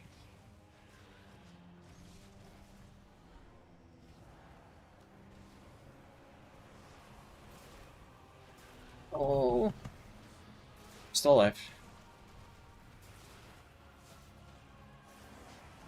5, 4, 3, 2, 1. Oh my god. You should have called it. I would have backed up. He knew. He sacrificed himself for us. Ah, No need to mourn. shit. They'll return anew. Wow, that was... Why'd everybody die there? So, in the intermission, you notice how there's, like, walls of orbs that close in from opposite sides. So, the tanks need to soak that. So you can see, like, I saw the wall of, like, purple orbs coming on one side. I was purple. So I ran out there and I soaked it. My co-tank, the moment we took the gateway, his game froze. I guess his internet, like, momentarily went out or something like that, because he said he was calling it in Discord, and apparently it didn't go through. So, his internet came back, like, literally, like, with a few seconds left. He soaked 2 out of 3 of the orbs. One of them collided with the egg, and it causes, like, a explosion that killed most people in the raid. Thankfully, enough people survived to where we were able to finish off the boss, but that was... We were literally, like, less than a second off wiping there. So that was very lucky. Damn. Now, I'm gonna be honest. Even though my co-tank's audio thing didn't go through, somebody else in the raid should have realized and should have soaked the orb, right? Because it's like, it's the difference between if a single person soaks the orb and dies, we still easily kill. It is a little bit insane that 18 other people sat there and watched the orb hit the egg. Like, really? So, I'm not gonna, like, say that in voice and, like, give people shit. At the end of the day, like, I probably, if we had wiped, I may have said that, because it's a little bit... But whatever. We killed it. It's only the middle 3. Mother's son, a constant reminder of her Yeah, I will say though, like, I do think that one person could have sacrificed themselves. It's like, I mean, if you see it's about to hit, right? It's either you or the entire raid. Yeah, we did, and it worked, but...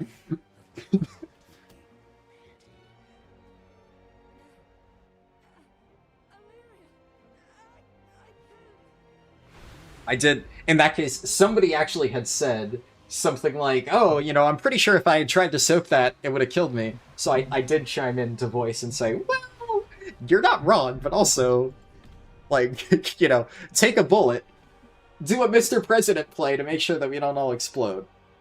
But, you know. Whatever. We got it. Hey, Empress Christie?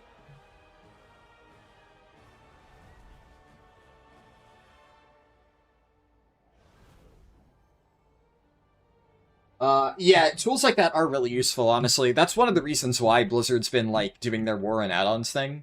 But the problem is, like, you can't... It doesn't work, right? Like, this is clear evidence that Blizzard's war and add-ons will never work. Because they did massive restrictions on add-ons, and people just find another way. And the problem with something like that is it is literally impossible for Blizzard to ever eliminate things like that. Because while there is an ability for things like that to interface with the game, right? Like, it tells me to use AMZ, and then when I use AMZ, the reminder goes away. It knows that I've done AMZ. But you can imagine, like, let's say you run a program on your computer that just, like, the moment the boss starts, imagine you press a button, right? You have, like, something where you click a button and it starts a timeline in your background. And you're getting personal reminders from, like, some external program that's just saying, press AMZ, right? Another example that I think, like, Max from Liquid has talked about is, like, imagine if you put that in a YouTube video, right? You had a YouTube video that was just the timeline reminders for the fight. The fight starts, you press play on the YouTube video, and it's just playing in the background, giving you audio cues. It is completely outside of the game, and all it's doing is giving you audio reminders at a set time. It's not interfacing with the game whatsoever. By absolutely zero definition, is that like a cheat or a third-party program or like a hack or whatever like that. It's literally just you're watching a YouTube video in the background. It just so happens to be giving you relevant audio indicators if you started at the right time. There is nothing about tools like that that could ever be forbidden by like Blizzard's third-party stuff, especially because they can't detect it, right? They could maybe, if they really wanted to be pedantic, if they really wanted to crack down to the most extreme degree, they could tell Race to World First guilds that they are not allowed to do that. And then if a Race to World First guild was caught doing that or something like that, they'd be banned, right? But then what would stop literally every other guild in the world from running a YouTube video in your background? Blizzard can't detect that you're running a YouTube video that's playing audio indicators. So the issue with stuff like that is when a mechanic can be solved with things that simple, then it just becomes frustrating when Blizzard puts in all these restrictions in the game. Because there's so many different ways that you could achieve the exact same effect. It's just having a reminder in the game that at whatever time in the fight tells you use AMZ is a lot simpler than having to press play on a YouTube video right before you start a boss. But you better believe that if Blizzard did decide to completely crack down on add-ons like that, which, yeah, they've been trying to crack down on add-ons, so who knows, we could reach a world where they do try to take things one step further, in which case the problem is not solved at all. People just use other methods that are still 100% allowed. And it just becomes a massive pain in the ass.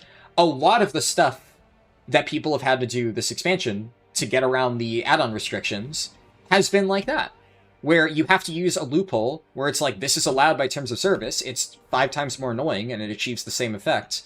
But the main reason why, and this is why everybody was annoyed by Blizzard's add-on restriction stuff, because they said, oh, 100% we're going to adapt our raid design to account for the add-on stuff. And that was just a fucking lie, right?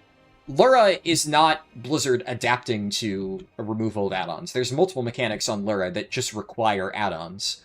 So the fight is either unkillable, or people find janky workarounds to account for the fact that add-ons or traditional add-ons are disabled. And that's exactly what happened. And now literally every single guild progging Lura has to do things like, I haven't set up my Northern Sky buttons, right? But these Northern Sky things, NSRT, Lura Rune, I have to, like, in order to get this to work, I have to download like an image pack into the add-on to get it to show the correct rune. I don't do this mechanic, my Potank does. So since I'm not in charge of it, I haven't updated it. But early on in Prague, when we weren't sure who would be doing it, I put these things on my bars. And basically, when the image pack is imported, these will look like the color and symbol that Lura runes have. And then you do the mechanic by, when the symbols flash, the tank will press one of these buttons to get like an updated display on your screen of what the Lura rune is. And that is what basically everybody who does this fight on Mythic does to get around it. That's what the Race the World First guilds did. And that's a Blizzard designed the mechanic like that.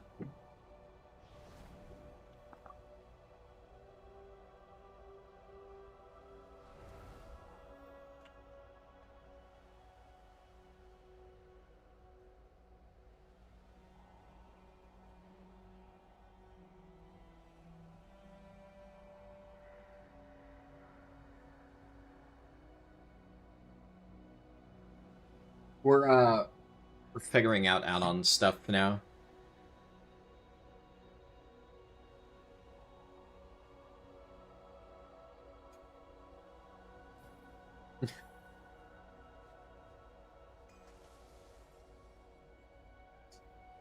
Oh yeah, also you sent another message. You're currently 4 out of 9, but you have the same 20s.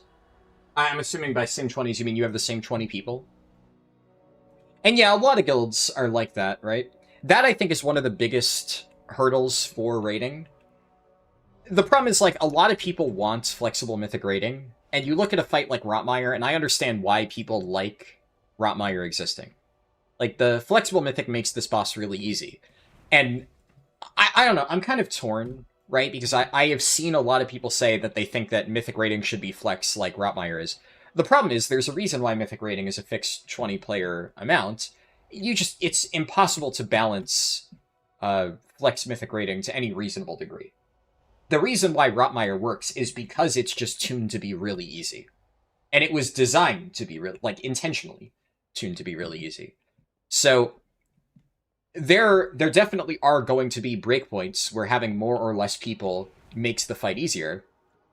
But it doesn't matter because the fight is easy enough to kill it without any problems at any level. But if you imagine a fight like Lura, right?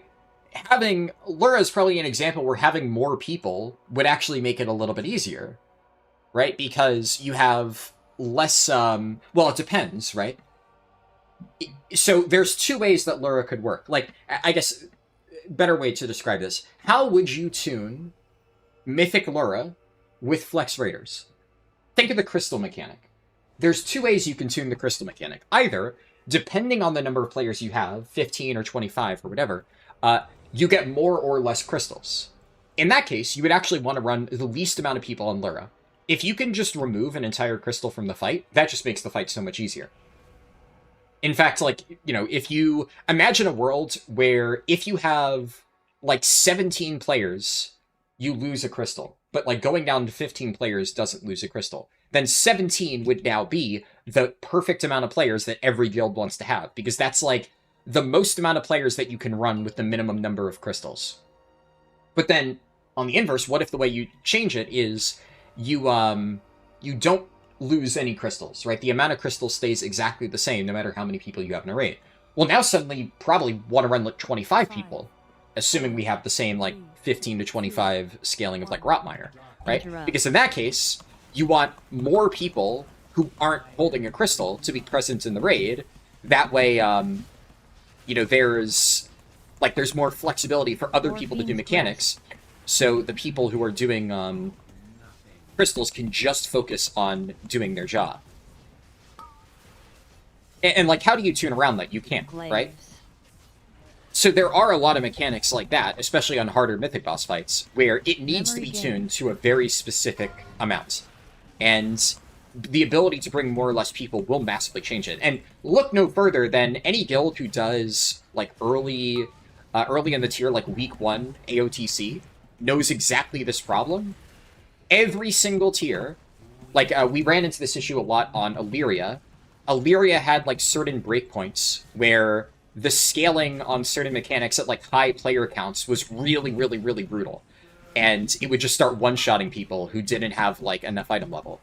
So we had to, like... Anti-magic zone. We couldn't bring literally every single player that we wanted to into our Heroic Illyria splits week 1. We had to, like, trim down the rate a little bit. Fuck me, man. This was the only outcome. People are already fucking up kicks. Yeah, I got that back up.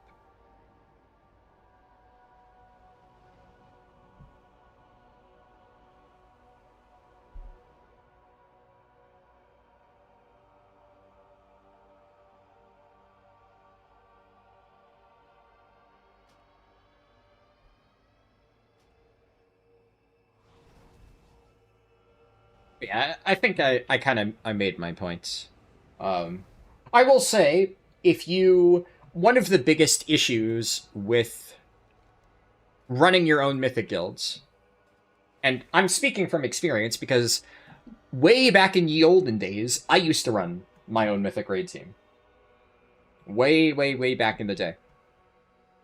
Honestly, right around the time that I started doing YouTube videos, the first tier that I started making YouTube videos was also the last tier that I ever led my own guild, just because it ended up being way too much work, right?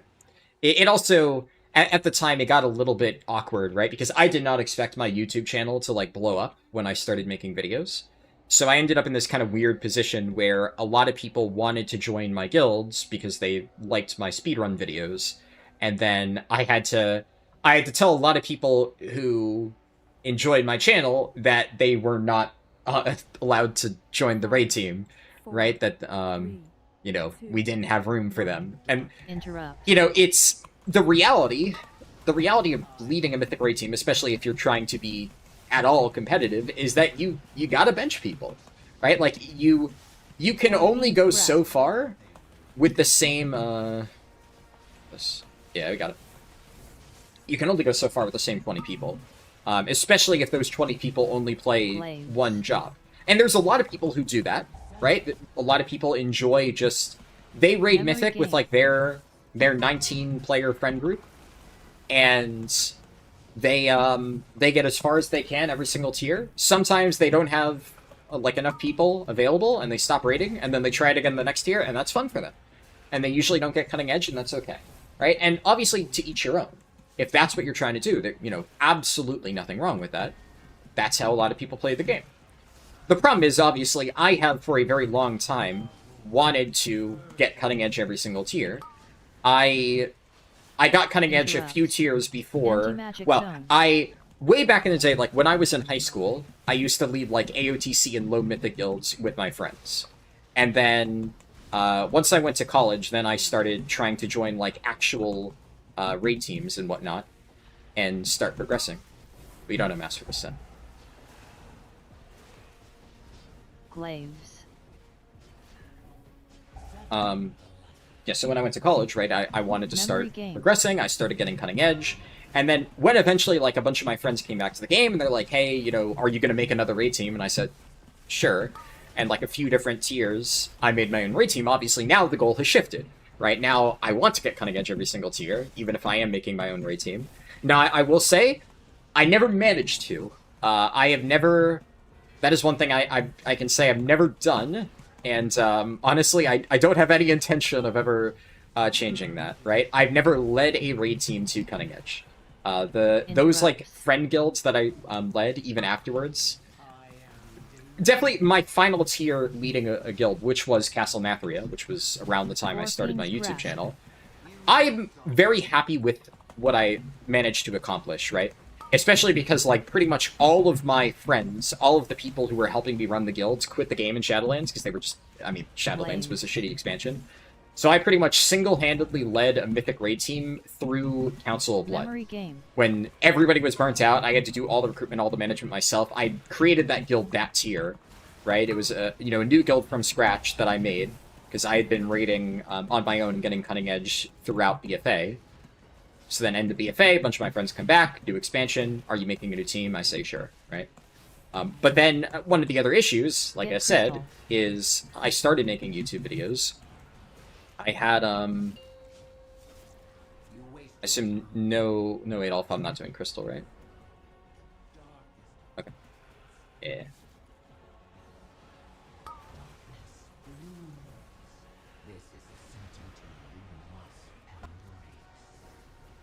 But yeah, I'm happy with how I managed to do, but like basically after that, so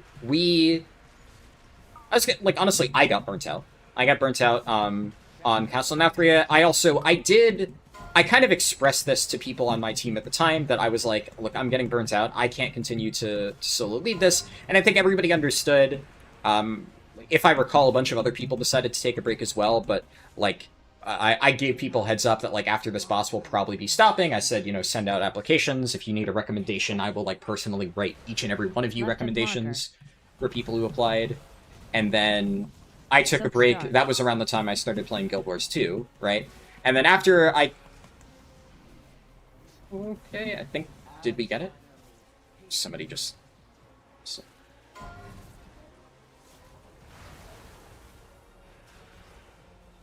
One of the, I think, the new people got confused. But yeah, so after I came back from my break for Sanctum of Domination, I was just like, yeah, you know, I don't want to make my own guilds. I joined a guild, I ended up getting Cutting Edge Sylvanas, and actually every tier since then I've gotten Cutting Edge. But I have never, ever since Castle Nathria, I've never run my own raid team. Part of it is because, like, yeah, it is a lot of work that you have to do. And especially doing that while also running your own, you know, YouTube channel and trying to, like, make videos and stream and whatnot. It's a lot. There are people, obviously, who do it. I mean, Max does it. Though, Max doesn't play the game as much, right? And frankly, a lot of his content is running, you know, Liquid. So, it's obviously a lot easier when that's the thing you make videos about, but the reality for me has always been that raiding has just been the thing that I do... raiding has always been the thing that I do for fun, and it's very disconnected from speed leveling, so it's like two completely separate workloads that I have to put in to make the videos and raid.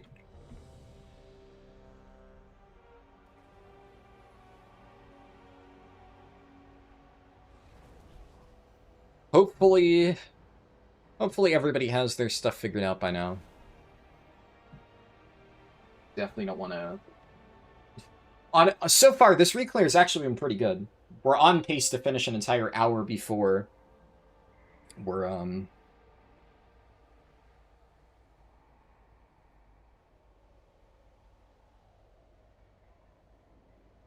we always drop it instantly. 5, 4, 3, 2, 1. Interrupts.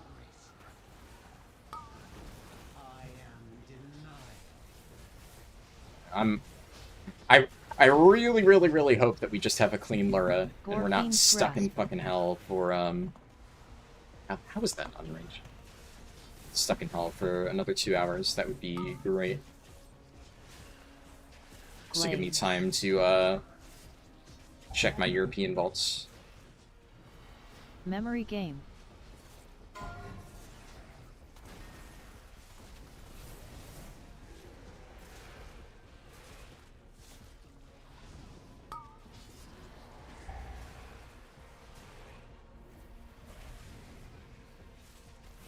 I guess we do... Yeah, we still have Chimeras and Rotmire after this, so... I mean, those are presumably one-shots, but it does take probably about 20 minutes, give or take. Interrupts. Anti-magic zone.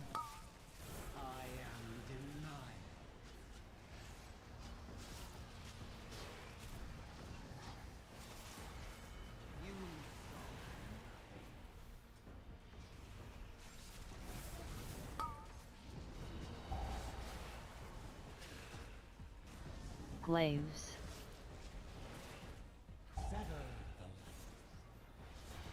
Memory game.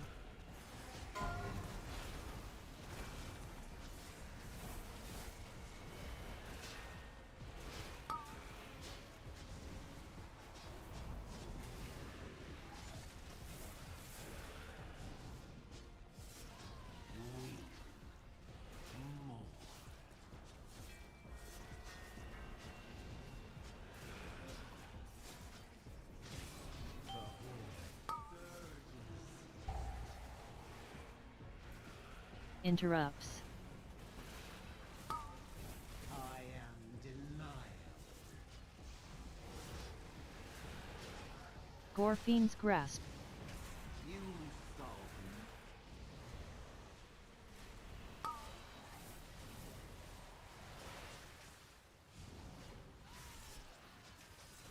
Glaives. Sever the light. Memory Game.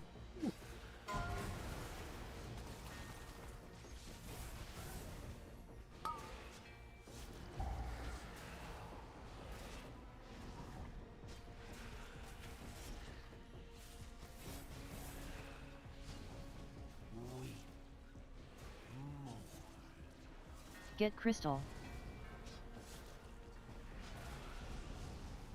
You waste your time. I am slow and dark. I will say, one of the nice things, I said earlier that obviously we try to make sure that we don't have any new crystal carriers. Somebody got their crystal sniped. We generally try to have everybody who's a crystal carrier stay in, but we are training, I think, 1 or 2 new crystal carriers across both our runs.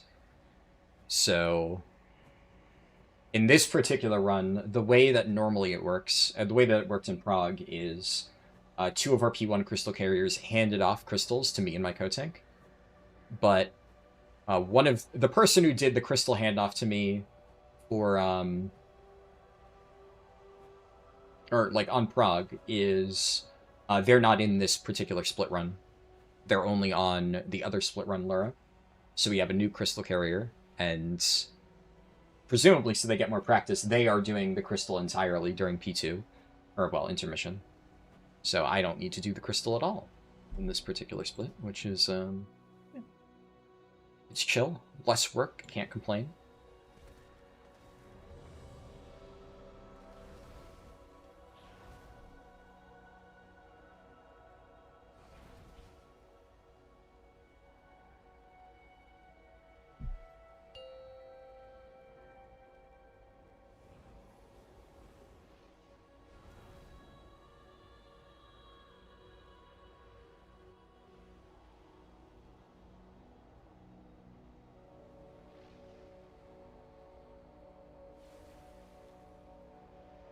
Five, 4, 3, 2, 1. Dark. Interrupts.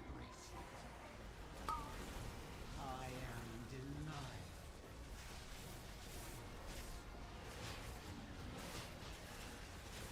Gorfiend's Grasp.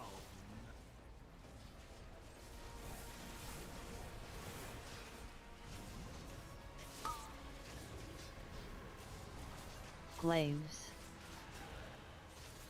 Sever the light. Memory Game.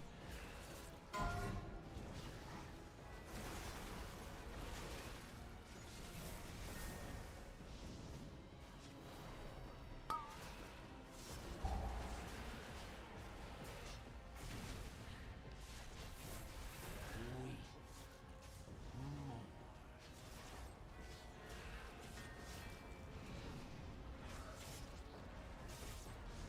The holy surgeon.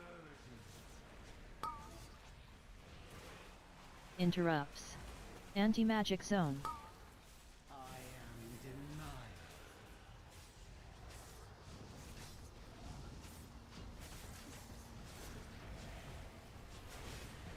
You solve nothing.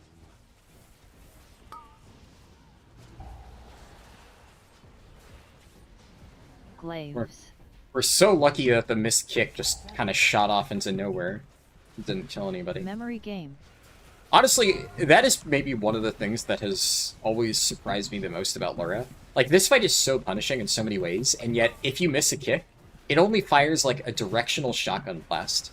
And while that does often cause a wipe, it can just, like, do nothing.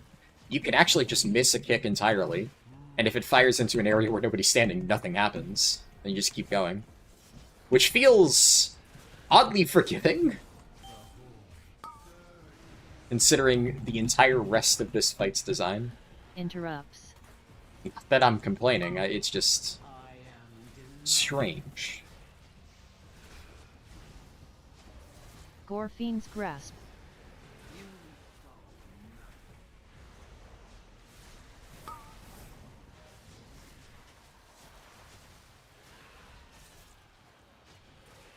Glaives. sever the light. Memory game.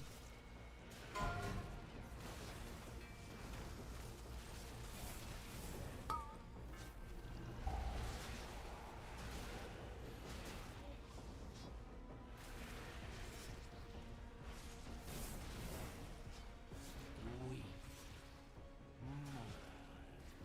Get crystal.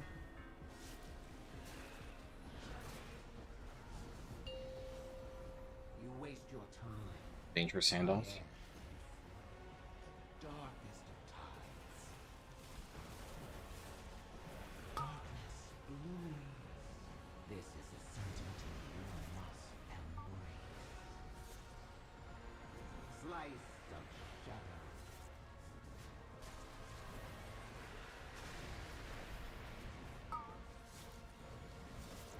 To go play a bit to the right.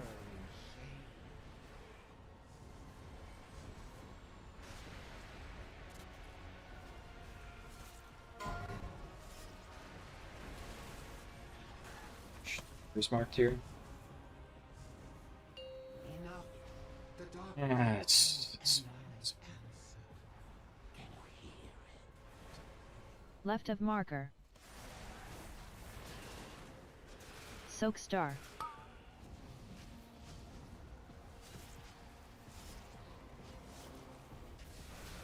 Shadow hates you.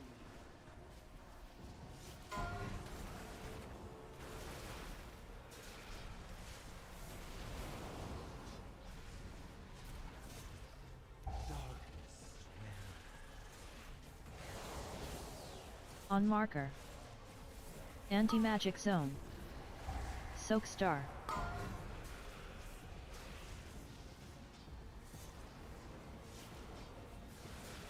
Shadows hate you.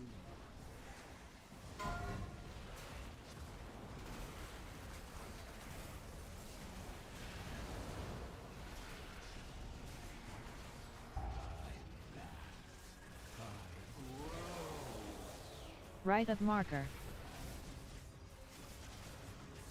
Soak star.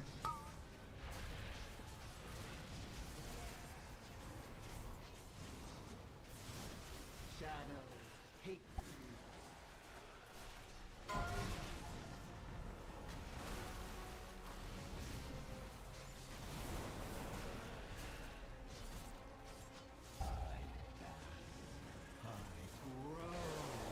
You cannot stop what has begun. Personals. Cannot end the ending. Midnight falls.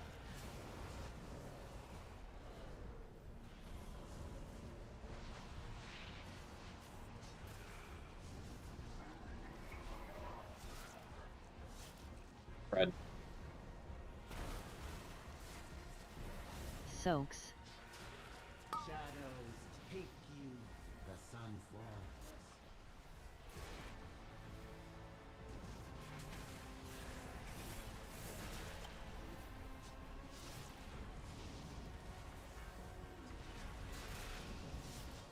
Memory game.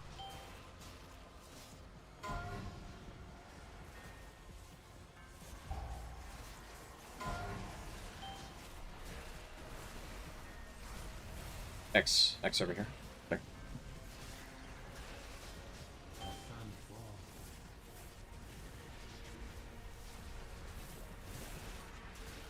Roar. Your efforts are the absence of reason, of life, of life.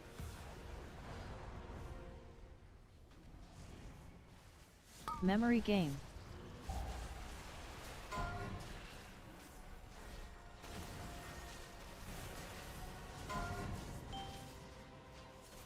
Last. The sun falls. Triangle go. Soaks.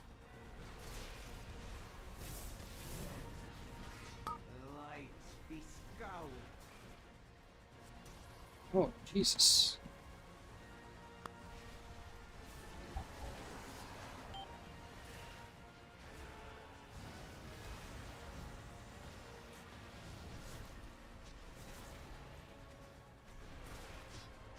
Gateway, Revolt and Devo.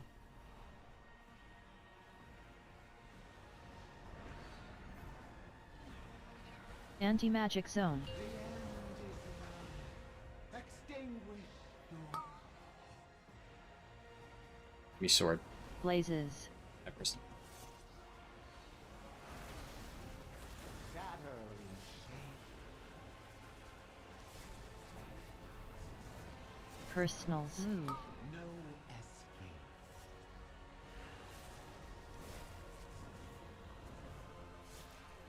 Blazes.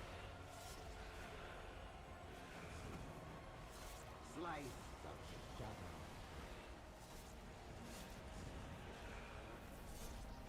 Move. No That's actually so lucky that the little crawler guy reactivated and walked into me out of all the people it could have chosen. Blazes. admirable, but futile. Shatter in shape.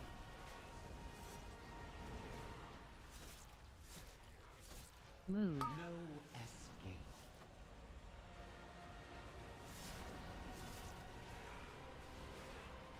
Blazes. Shatter in shape. This is the only Nice. That was pretty clean. What was wrought here cannot simply be undone. The light is all but consumed. I barely feel the well's power. We can't leave it like this. The wounds the void left behind must be healed.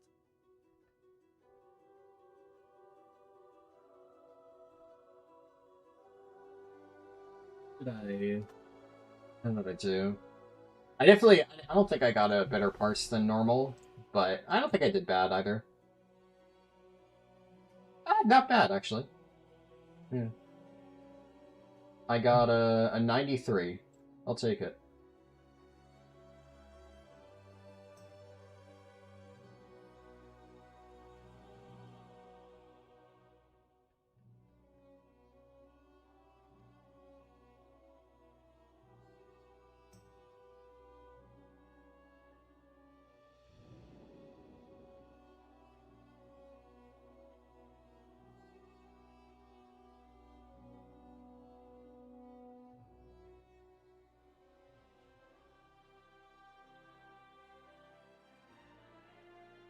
Alright, we're doing Chimeras, and then we're doing Rotmire.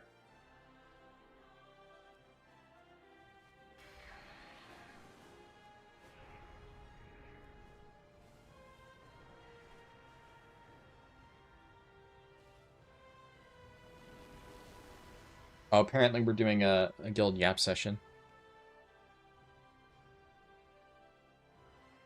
The den has been ravaged with vermin. If we deal with that problem, the elders will be more favorable with us. Take a Gremlings. They are always up for a meal.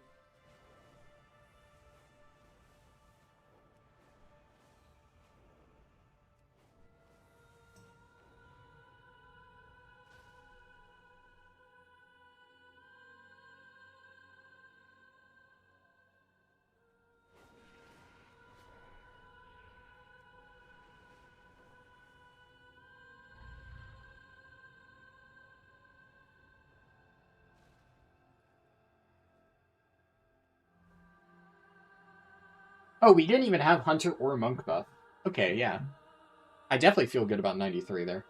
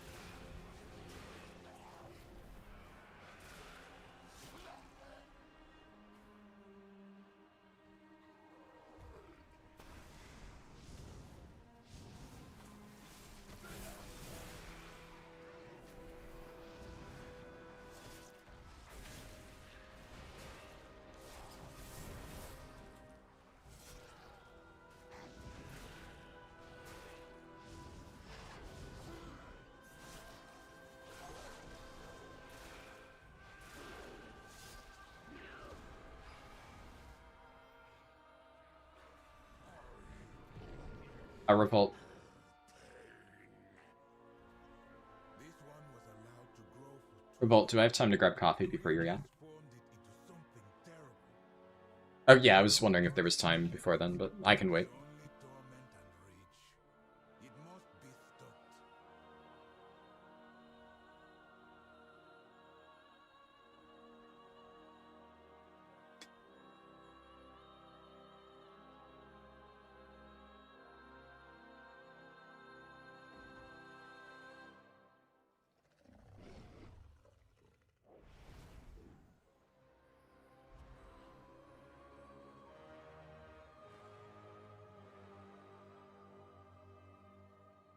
Yeah, my raid leader's doing his speech, so I can't go grab coffee.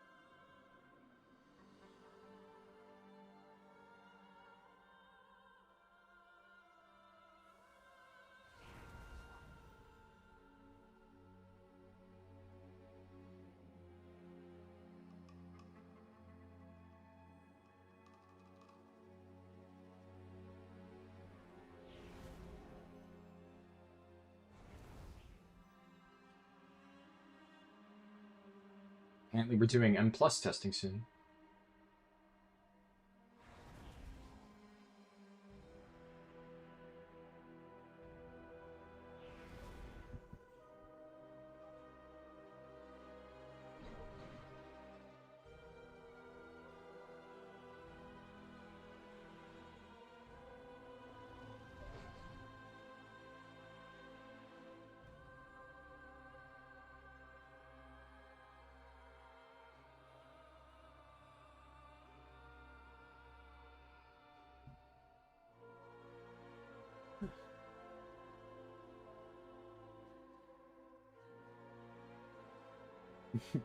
So basically, my raid leader says, you know, heads up, you know, the raid's in a month, so like a lot of people, you'll have to play a lot more. And plus testing, he's going to post our testing group soon. And then he's like, oh yeah, because, well, in this case, like, Harldan, he obviously, you know, the name I go by in the guilds. Just let me know that the raid testing's this weekend. Apparently we have to do that as well. So... W me, though. I honestly, I thought about saying something last week because he didn't post anything, but I assumed he was just waiting. But yeah, I definitely think it was good that I mentioned that. Because he said that he was looking for, like, waiting to see the post, and I guess he just missed whenever it happened. But yeah, he's going to post it. Sometime this weekend, we're going to do full normal raid testing, so I'll stream that whenever it happens.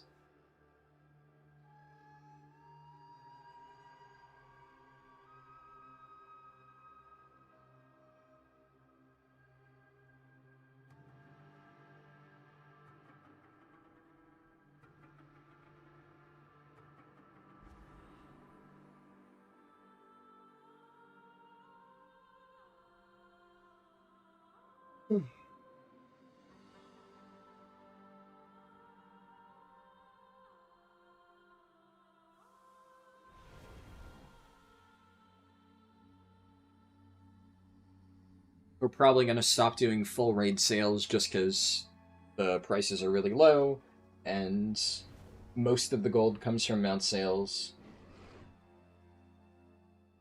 Nobody really needs loot off Void Spire and stuff anymore, so we're probably going to cut down to just March of Kaldanos and Rotmire. And that'll give us more time to do other stuff.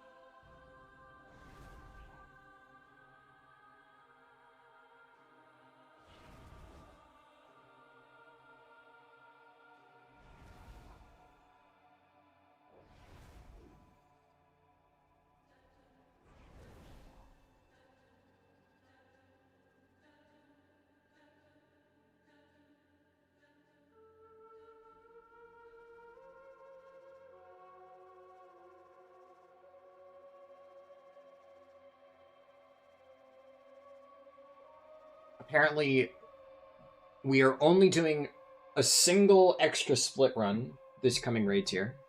So on launch this expansion, we did 3 split runs in total.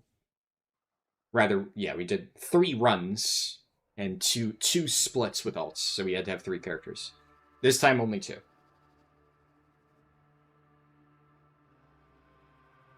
But my raid leader's considering doing normal Ulatek funnels. Multiple of them. Which, honestly, I don't know if that would really help that much.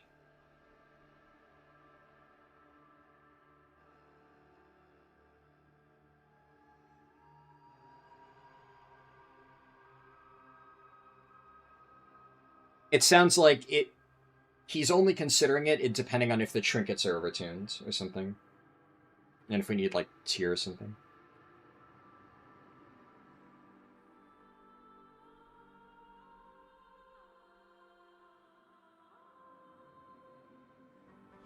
Because realistically, normal Ulatek drops... Well, normal drops champion in general. The normal Ulatek, like, champion gear is... So veteran gear next patch is equivalent to myth gear this patch. Champion gear next patch is equivalent to Rotmire loot. It's slightly better than like this, right? So really the only reason, especially because, like, think about it this way, trinkets already go up to 298 right now. So a normal Ulatek trinket won't be that much more valuable than, say, a 298 Days of the Onseer. So I think it sounds like the only way that in which we do, like, multiple normal Ulatek splits is if the gear from it is so incredibly powerful that, you know, it's worth a lot of item level. Which, I'm going to be honest, based on what I have looked at, it doesn't seem like it'll be worth that much item level. It might be worth it for, like, a hero track piece might be more worthwhile over, like, a myth track piece. Like, a hero track Ulatek piece will be better than a generic myth item, I think. I don't necessarily know if... Because, like, the problem is a normal Ulatek piece would then have to be better than, like, a generic myth track item that you get early on. I don't necessarily think that'll be the case. It depends, like, for the trinkets or something like that. There's a case to be made maybe of, like, the, some of those trinkets can be really good, and, like, for instance, the Zul'jin, like, guillotine trinket has a 2-set bonus with, the weapons or whatever. So in that case, even having, like, a champion track one to get the 2-set bonus may be worthwhile, because that's a pretty sizable damage increase. But we'll see.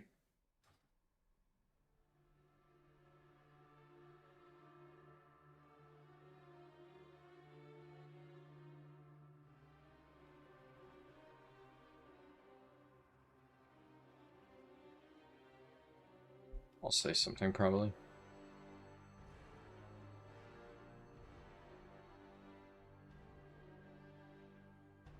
Yeah, it's... I guess I could always bring it up, because my raid leader didn't say 100%. He did say we're considering it, so I'm sure if I just, like, if I do some testing in the PTR and send him my findings, you know, and nothing changes by launch, I think he'd probably, you know, agree with that, right? No point in bringing up now. But yeah, I think it's probably not worth doing normal splits. Maybe, well, for tier, honestly, though. Like, tier might just be enough. The extra curios could ensure that enough people get 4-piece. So, yeah, maybe. Just that day?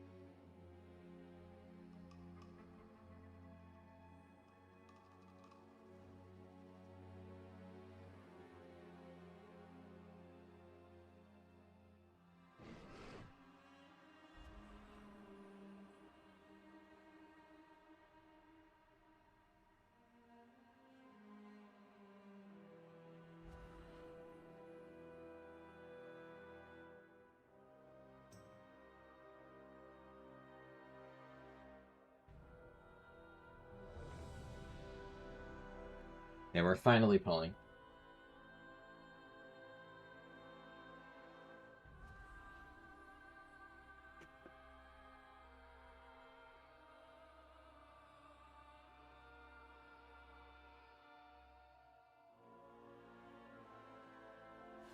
Yeah, is Europe down for maintenance? I feel like no patch, right? There shouldn't be maintenance, but...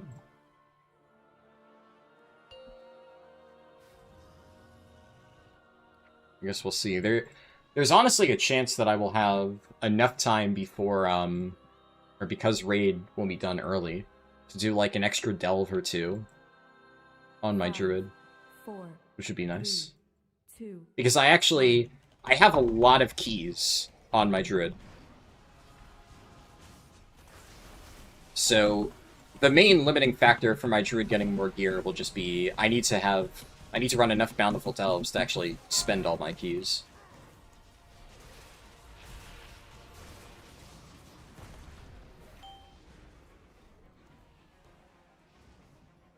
Run to X. If you get threat, run to X.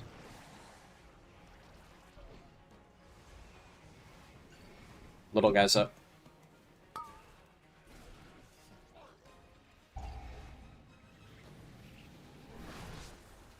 Thank you, guys.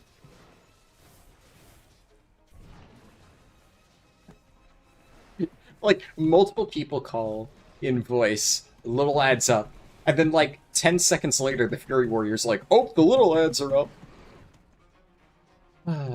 He's special.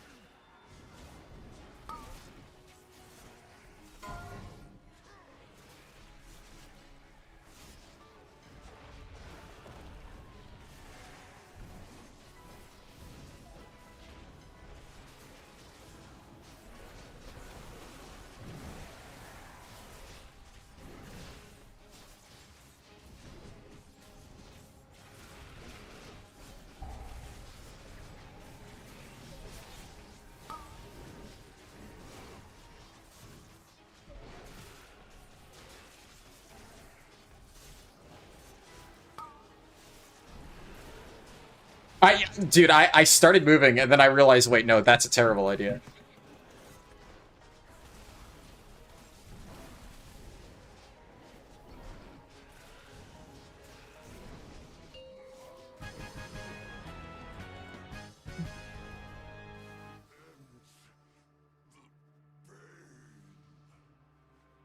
One day, the goddess may be able to shape what forms here into what they should be. Until then, the Shulka must protect the world from their rage. I think...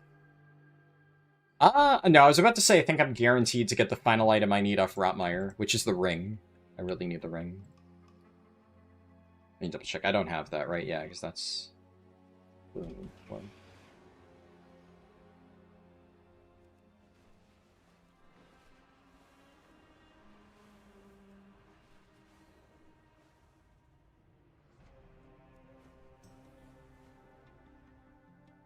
You actually want to know, Baze? Do you need to do the math? I mean, I can pull out a calculator if you want.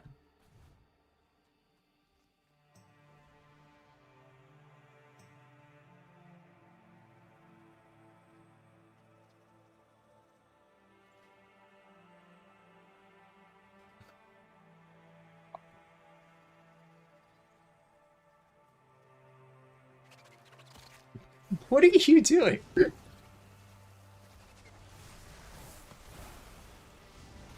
Put a shield on.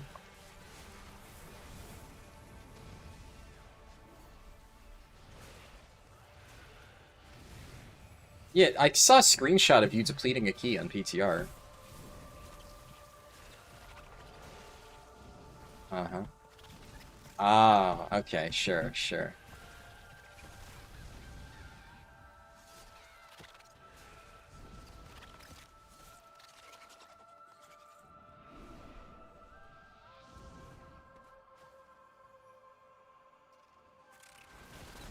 Apparently, our Fury Warrior said he tanked some PTR dungeons for Kalamazi, but like he started bragging about that. Little does he know, I saw somebody in the guild post screenshots of the final time, and they were like 40 deaths, 30 minutes overtime. So, it's not the flex that he thinks it is.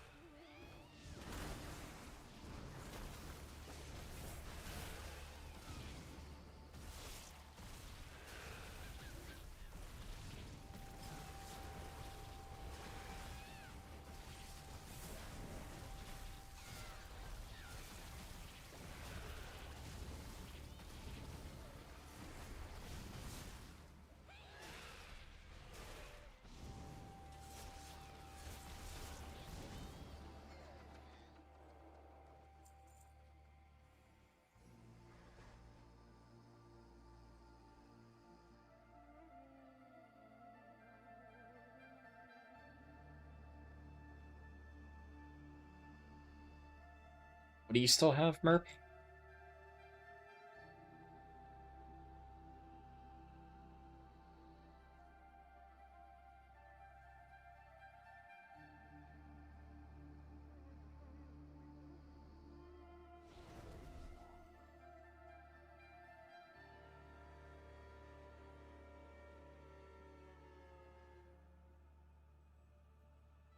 Alright, so I have neck, chest, and belt.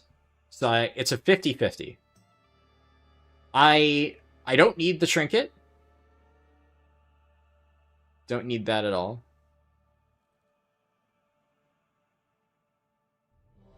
What did you tank as? I said, what were you tanking as, Space?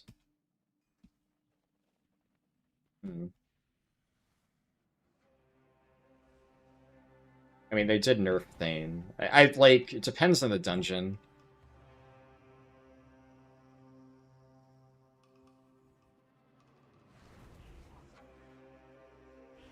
Yeah, I mean, I don't know. I have no idea which dungeons are tuned well or not. Grot Warrior is also against, like, physical heavy dungeons, basically immortal, and then magic heavy dungeons, you just get fucked a lot of times, so I don't know. Yeah, that doesn't surprise me.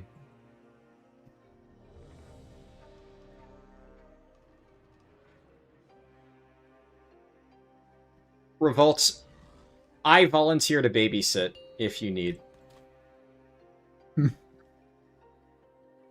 Yeah, no.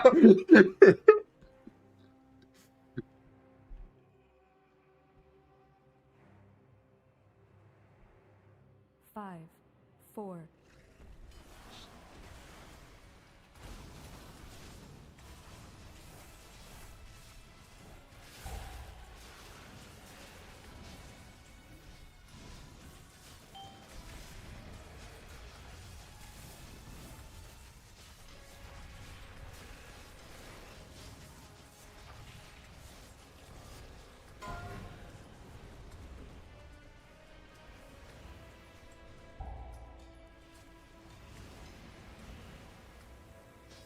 Yo, Fungling, get out of here. What are we doing?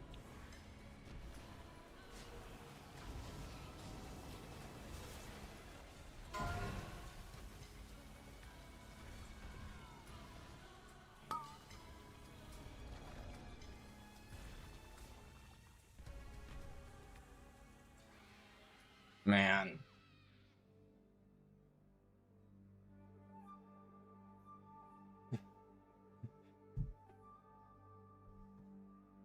Alright, Herv, put on the shield.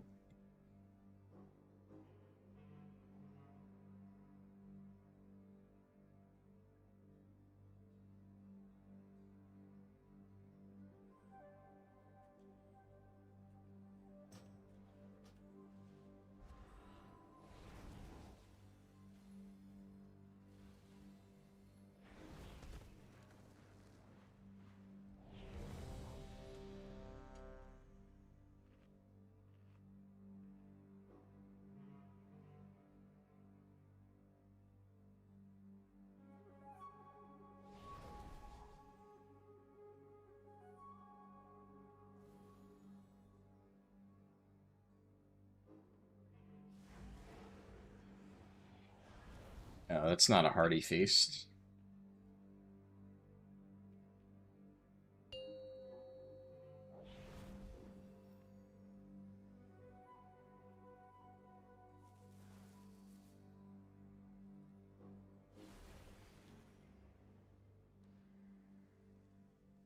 five, four, three, two, one.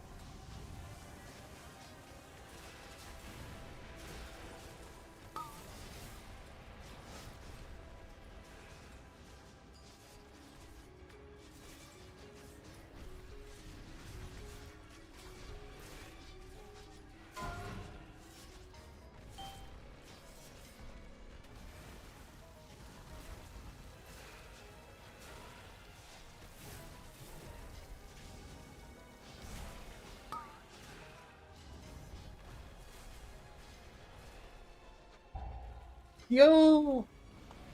Wrong grip. Wrong... What are you doing? No, somebody...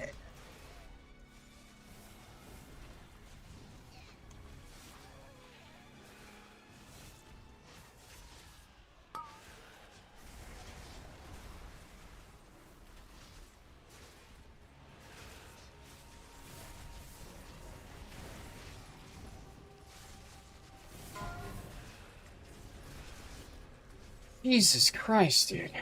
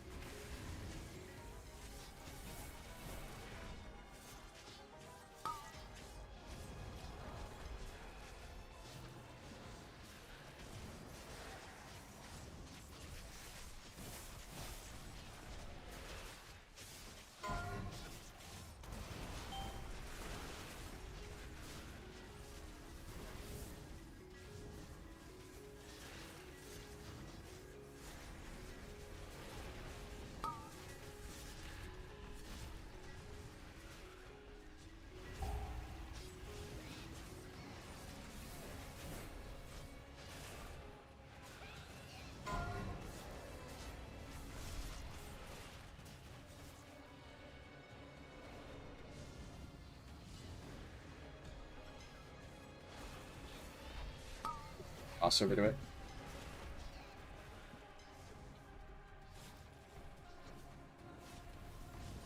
Thank you, Raid Leader Base.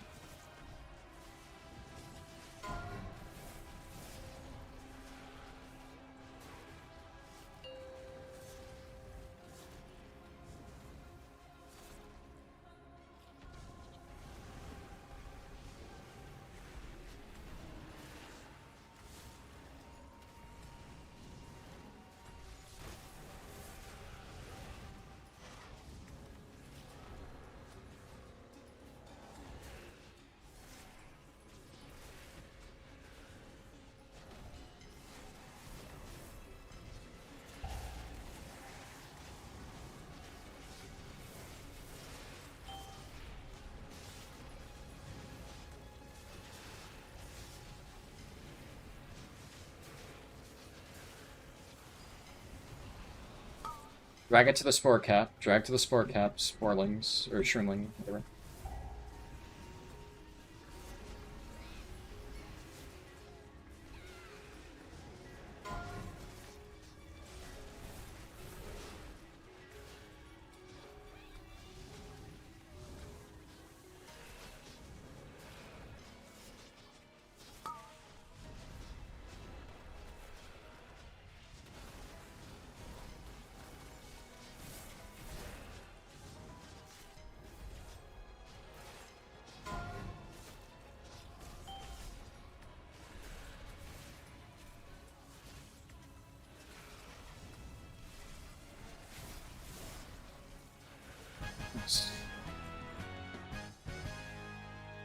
Give me the ring.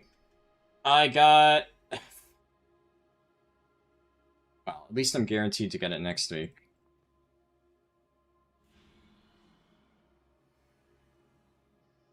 Maybe I just get the actual ring. Maybe nobody needs it.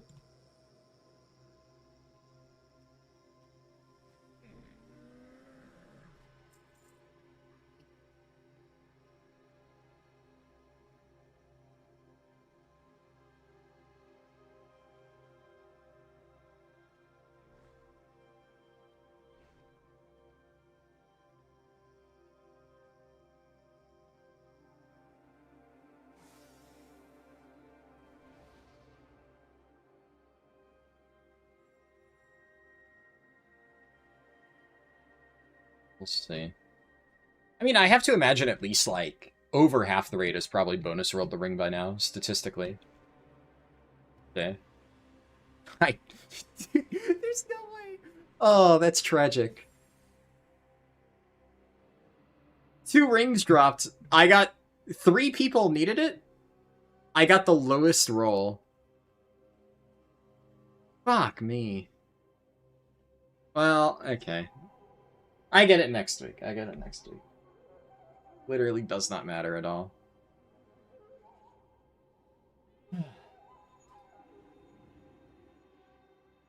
At this point, it is the final piece of gear that I actually need.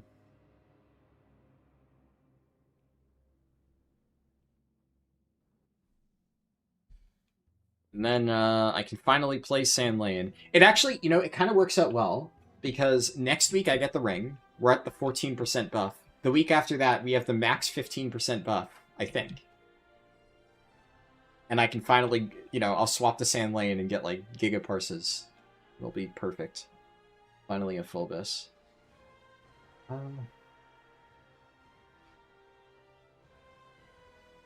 We can head out, right?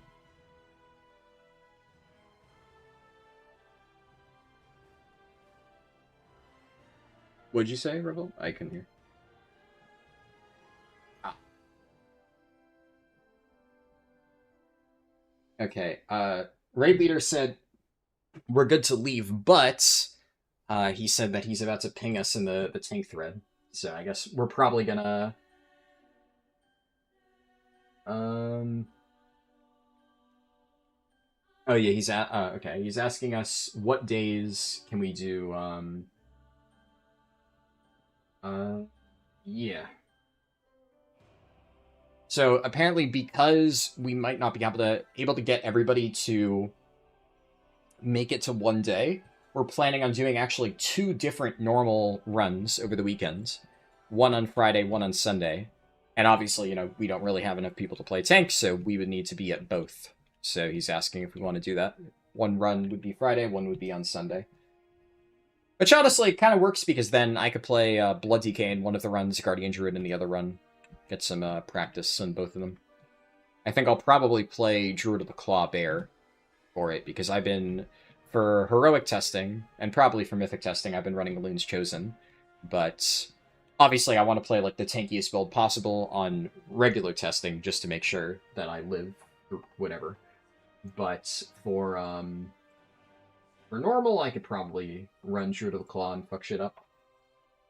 I'm gonna swap over to Europe real quick. So because Raid ended early, I have about an hour, I think, until the European reset. If European servers are like down for maintenance right now, then I'll just end the stream or whatever. But if European servers are up, then I can get a little bit done beforehand. Yeah, bit of a makeup for the fact that well, it looks like they're up. Let's see. So I think vaults aren't done yet. I probably have enough time to get like 1 or 2 more delves done. May as well. I think I'm gonna prioritize Druid because I don't need any more delves on my priest.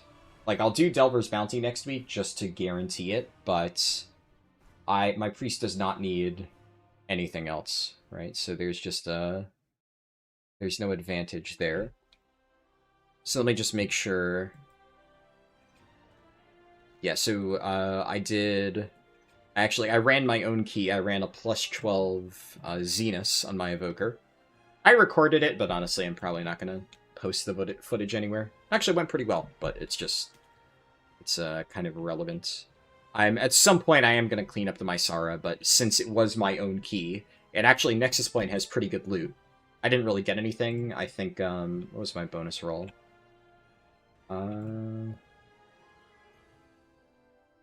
Actually, I can't remember what I bonus rolled off Nexus Point. But it wasn't something useful that I actually needed. So it was like kind of whatever. But I have my Evoker decently geared. Right now it's technically 281. The only reason that it's equipped to 79 is I'm still running Crucible. I have some okay trinkets that I could use, but I don't really think any of them are better than Crucible still. Even at like 285 item level, I think Crucible is just really, really, really good. So I will need to get either some better trinkets from dungeons, or I might try and pug like Heroic Raid at some point this week. Obviously, after, you know, not this week as in within the next hour before European reset, but this week as in this coming weekly reset. We'll see how that goes. But overall, my Evoker's in a solid spot. Hop over to my Priest. Let's see.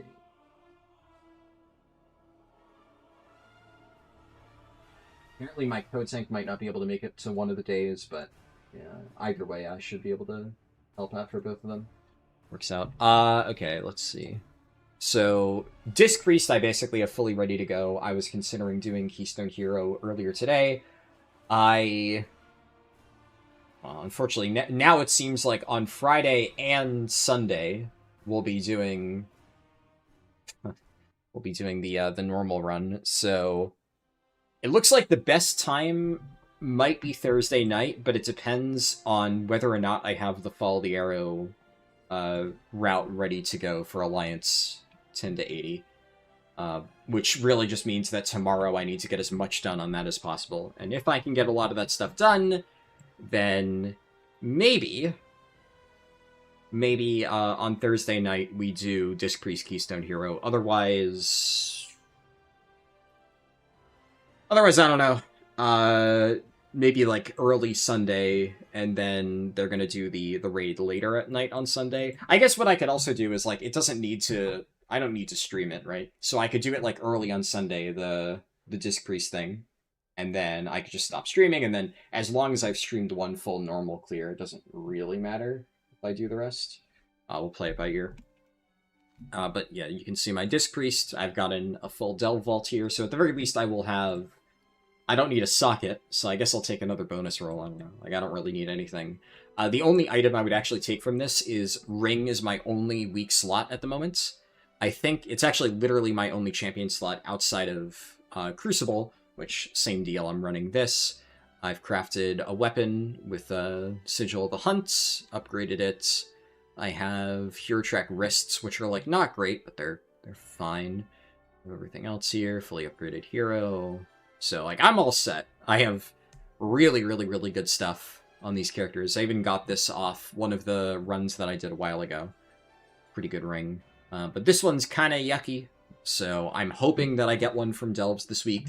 If I see a really good haste-heavy or crit-heavy ring in my vault, I will probably take that, even over an extra bonus roll, because at this point my priest has 22 bonus rolls. What am I going to do with all these? I have basically an extra bonus roll here, kind of like partial extra bonus roll. But priest is all set. Really, I don't need anything else on this. I'll do 1 or 2 delves next weekly reset, and then it's really just a matter of finding the right time to sit down and do the Disc Priest Keystone Hero. Let's check my other characters, actually. May as well look at all of them. Definitely, with whatever time I have left, I want to try and get a delve or 2 done on my druid. Maybe 3, if I have time. Just because that's the character, like, we're doing Resto Druid next week, so I want to get that as geared as possible. I actually think that on some of my other characters, like my Shaman here, my Shaman was the last character that I actually got to level 90, and yeah, I was gonna say, I think I had one missing slot on all my characters, and it's my Shaman. So Shaman's already 250, and it had the least amount of time to get geared, and it has a dead slot, despite that. I'm pretty sure I can replace that. I got a cloak off one of my delves earlier today. It's, okay, I didn't drop it in my bank. It's probably still sitting in the bags of whichever character got it. But what I'll probably do is... what does my Shaman's vault look like? My Shaman has 2 slots. Yeah. It's a bummer to take this, right? Just because, you know, this is not going to contribute to, like, a full socket or a full bonus roll. But at the same time, I have less than an hour, and Shaman is probably going to be... well, it's definitely going to be among the last 2 healers that we do. So, I am much less concerned about getting this character extra gear. It's also, like, by the time that I do this, we're going to have, like, 30 bonus rolls, and I'll have multiple weeks to get Delver's Bounties on top of what I already have. So, yeah, it's fine. I'll take a... and then if, like, another week I don't have much time and I only get, like, a single delve or so done on my Shaman, then it makes a full socket. So, not a super high priority, I would say. At least I got my Delver's Bounty done this week. And then, look at my Monk. Monk is one of the earlier characters I got. This is number 4 for healers, so we're doing this after our Druid.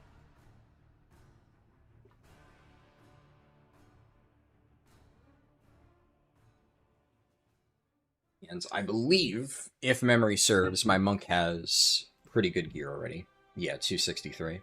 Because I've been collecting Delver's Bounties in this character for quite a while, so I have bare minimum full champion in every slot. A lot of them decent stats as well, and I have a bunch of hero pieces that I've been able to upgrade. And then I'm pretty sure, yeah, I have like a shitload of hero crests, so in theory, if I wanted to, I could downgrade a bunch of my hero crests into champion and get this upgraded. There are a few slots where I've just been a little bit unlucky. I've gotten like a lot of trinkets in this character, but I've still gotten a decent amount of hero pieces. But if I really want to, I can full send. I'm also... yeah, I don't have many untainted mana crystals, so... we still have... I have an entire full 2 weeks, though, to get more gear on my Monk, realistically, just to shore up the missing slots here. But I'm overall pretty happy with my Monk's progress. I have only 1 vault slot, so that's, like, a little bit of a bummer.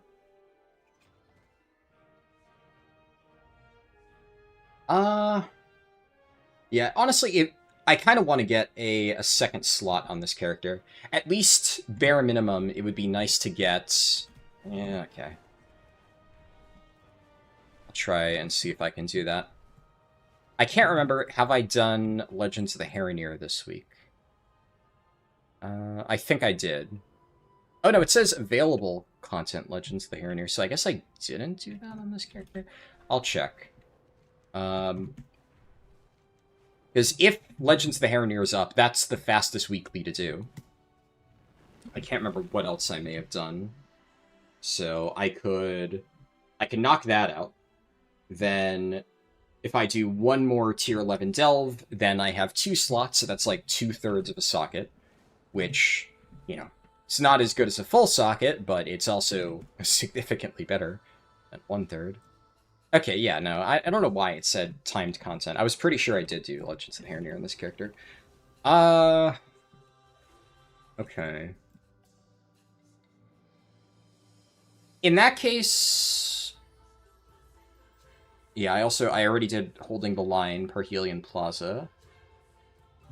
Okay, I think what I should probably do is Abundance. Because that's pretty fast. And I can do the one in Voidstorm.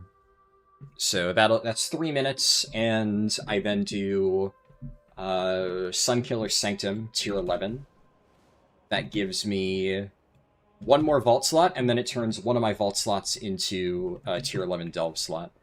Which I probably still just take like the partial socket, that way later in the season if I want to be lazy, I can get a full socket. I say later in the season, right? You know, the season's almost over, but I still want to try and keep this character up, because, you know, this is a rolling challenge, right? By the end of the season, I am going to make sure that I've gotten Keystone Hero on all 6 healers, but, you know, it doesn't just end there, right? I get Keystone Hero this season, but then next season, I'm going to keep playing my characters on Europe. I'm obviously early on in the season, you know, the priority will be North America and Raid Prague, but the nice thing is, I had to spend a lot of time over the month of June, I guess. Like, late May and June, leveling up all these characters on Europe, because I didn't actually have any of them ready to go. And then the early gearing process is always a little bit time-consuming, but now, going into the next season, I'll already have basically every single character leveled up. I even have, at this point, most of the tanks leveled up in Europe, which is kind of nice. So that'll all be covered. And then the, like, new patch gearing process, especially since I've already geared all of them this season, should be a lot easier. So it's I had to put in a lot of, like, upfront work this season to get my European characters ready, but that's why I want to make sure that they're as good to go as possible. And I am still trying to min-max them a little bit. Like, even though I've already said that the whole join, like, a raiding guild on Europe for healing part of the challenge is not going to happen this season, I still want to keep that going. So, like, I want to make sure that I, you know, keep maintaining my Preservation Evoker, because I do actually think there's a good chance that might be the healer I choose, because I do really like Prez. And I've been told that Prez in Raid feels even better than in a Plus. So, we'll see.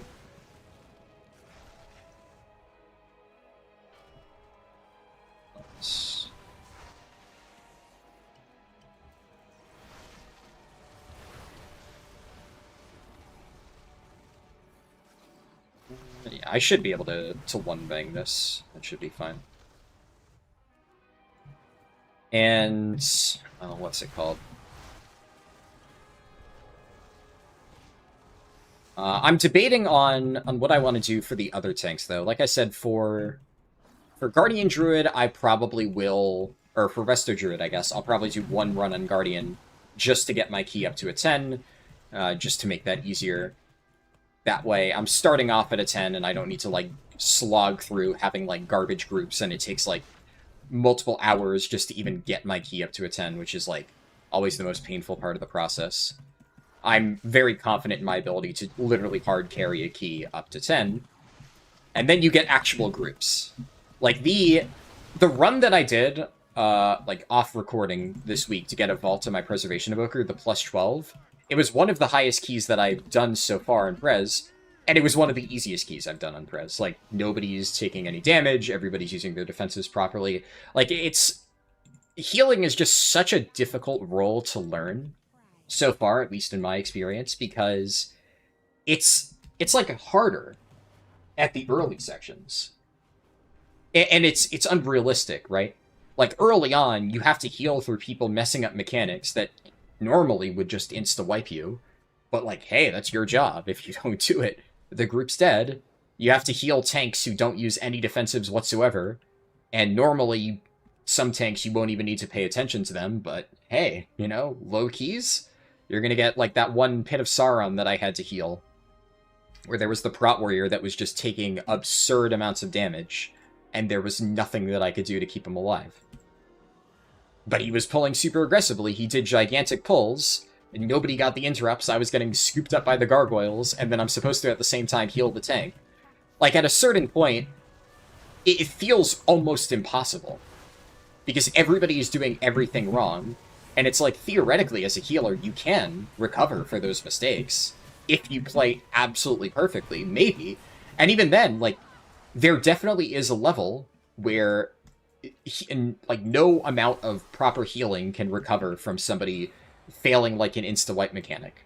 But a lot of people might not know that. So especially, I guess the better way to describe it is, I don't even know that, right?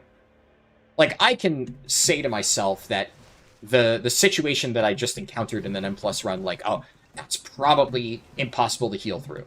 Like, every time I leave an N+ run, I can think that to myself. And I'll never know for sure. Especially because I'm still learning, right? Like, as a tank, with, like, enough experience, I can usually know, like, okay, was that on me, or was that genuinely, like, other people? And I fuck up. There have been keys where I walk out of there and I'm like, man, I played that poorly. I definitely could have done better, and I usually am able to, like, figure out what I did wrong, and then fix that. But that also comes with, like, you know, 10 years of experience on the role. But if you're new to a role, you don't know what you don't know, right? So whenever I have one of those keys as a healer that goes, like, completely wrong, it's really demoralizing because I have no idea, am I just shit? Or did I actually play really well, but it was just such a fucked situation with the worst group ever that there was nothing that anybody could have done. But the end result is the same. The key is depleted. You let everybody die. Whether or not you could have prevented that is unclear. And, you know, as a new healer, I just end up feeling like crap. And it's tough. But I found that at the very least, like, by the time that you get to plus 10s, most people at least have a general understanding of what they're doing. And it's usually at least clear whether or not something was recoverable. Like, if somebody stands in a mechanic that they're not supposed to stand in, at that point, they just instantly die. So there's no question, in my mind, like, if I'm healing and somebody's health bar literally vanishes 100-0, there's no question to me of, like, was that my job to stop? I'm just like, no, literally I had no time to react. That person died. They probably shouldn't have done whatever it is they did. And a lot of times I don't even know what killed them, necessarily. I just know that, you know, like, I can't have predicted that. There's some weird cases where, like, obviously if somebody died to, like, multiple bolts targeting them, then in theory, like, if I had reacted fast enough, I could have, like, time dilated them or pain sucked them or something like that. If I had noticed in time, maybe there's situations like that where somebody can get 100-0'd, and in theory it's, like, recoverable as a healer if you're, like, prepared enough. But realistically, the vast majority of cases, you see things like that, and it's just the person, like, stood in a swirly and got one-tapped. And then, you know, hey, not my fault.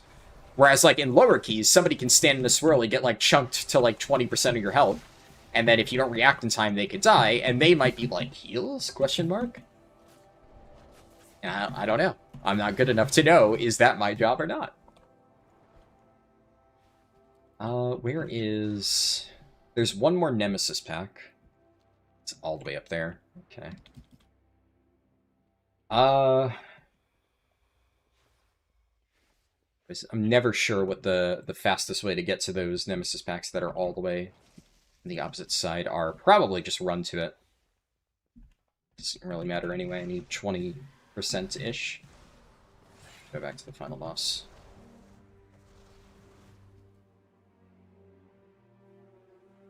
And I guess it probably would be worth it, because for everything except Resto Shaman, right? Obviously Resto Shaman, I'm just going to have to get my own key. But Resto Shaman I'll be doing fairly late.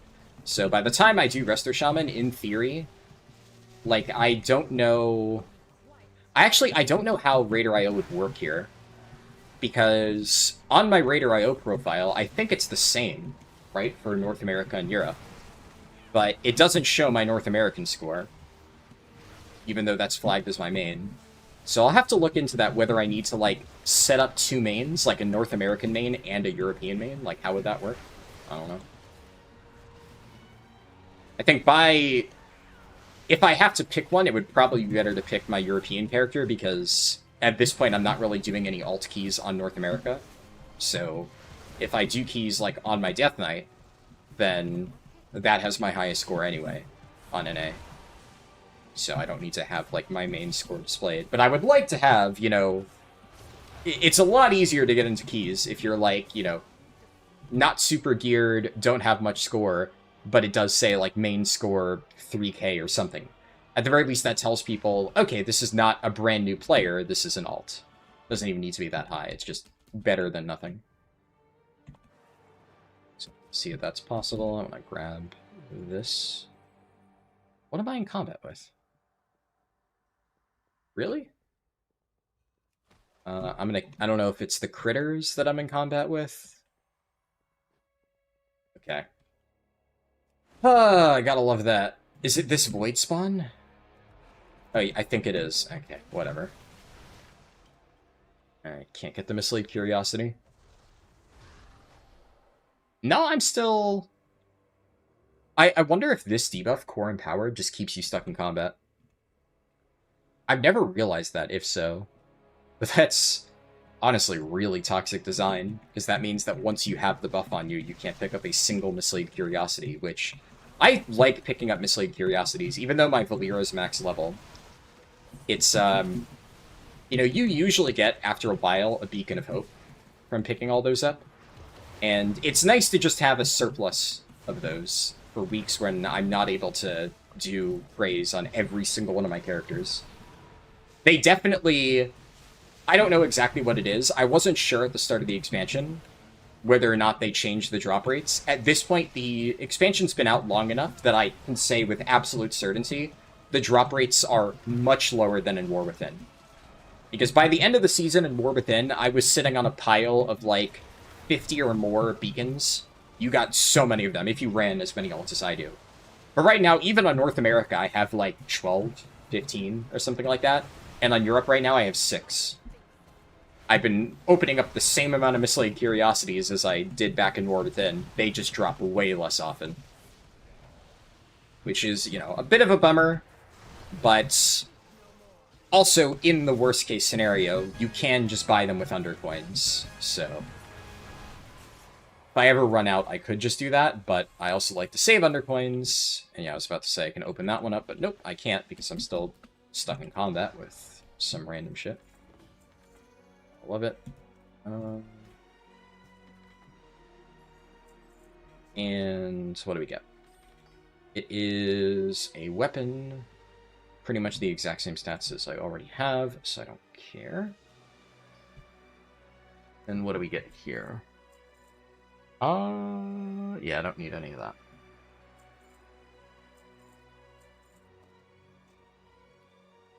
Alright, so... I can still Hearth even though I'm in combat. I think that is my complete vaults for my monk. So now I need to... How much time do I have? 20 minutes? If I'm fast, I could probably do 2 delves on my druid. Because I could do 1 delve now, and then as long as I enter the next delve before the European weekly reset, then it'll still be bountiful. Okay, yeah, so I have 2 slots. One of them's tier 11. Better than nothing. And I do want to really quickly check my Paladin. Paladin will also be one of the last ones. It's either Paladin or Shaman, 5th or 6th. When we get there, I'll probably put up a poll and let people decide which one we do. And I've already said Holy Priest is going to be... It's either going to be the last one we do, or I'll make a judgment call in like maybe 1 week. If I have time, I'll just add Holy Priest to the docket. But we'll see. I'll have to look at my schedule.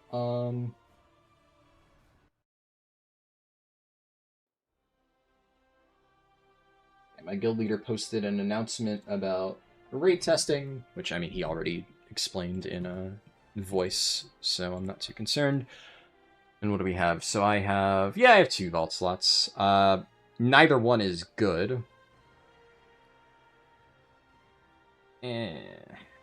Though, okay, actually, I forgot. I have only 1/3 of a socket on my paladin, and this will give me 2/3 of a socket, so that'll actually complete the incomplete socket. So in that case, I don't care. At some point, I would ideally want to take a partial week, so this is my paladin's partial week.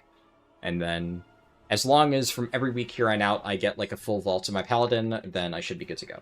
Now I can do druid stuff for the next 20 minutes.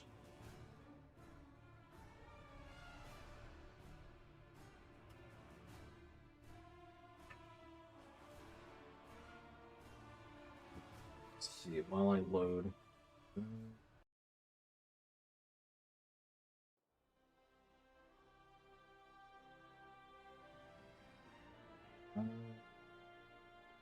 somebody else responded to that YouTube comment that I read out earlier of the person saying that quests are hard. And they said, the game is literally super easy and every class is super easy to play. If you spend 10 minutes on a target W, you literally master the class. I'll like that comment. I slightly disagree. I mean, I think that's a little bit of an oversimplification. Like, in context to what they're responding to, the original comment being, you know, what did that person say? Of like, oh, you know, this, you know, like, this only works if you're extremely experienced with the alt that you're leveling. Like, obviously, that's bullshit, right? That's just not true. So in that case, the context of somebody saying the game is super easy and every class is easy to play, if they're specifically referring to learning how to play a class for leveling, you can hit a target W for 10 minutes and figure it out. That I don't necessarily disagree with. I do kind of wish they had specified that, but I don't feel like nitpicking, since obviously their statement is closer to the truth than what did that other person say? My video is only viable if you know how to play your alt class well, which is just objectively untrue. It's designed for, like, you know, the lowest common denominator. Oh, actually, I just realized, so I will still get my Bountiful Delve. I'll still get credit for the Bountiful Delve if I'm fast, but I won't get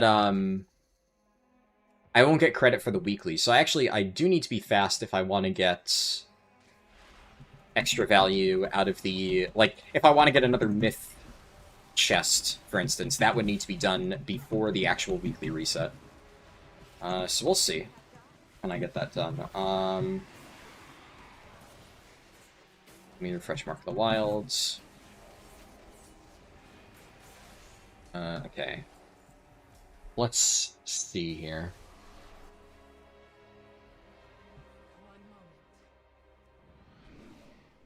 I want to check... Okay, so there is a Nemesis pack here, so this is something I was thinking that I could do to save a little bit of time. If I see that there's a Nemesis pack in this direction, then I can actually backtrack from here. It's overall less running.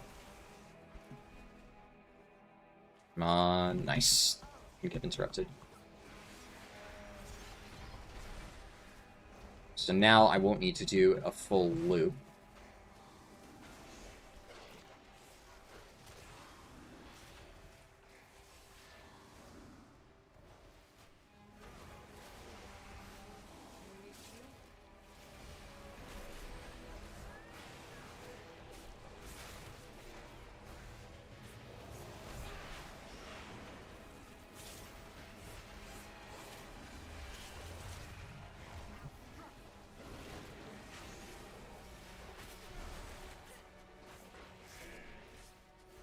Oh, somebody else left a comment on the video.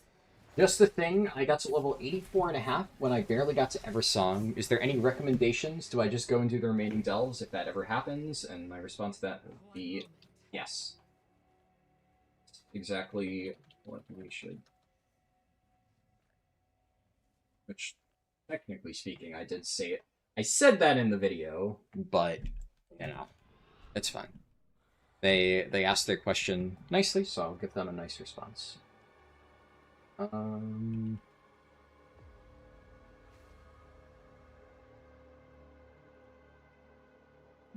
else?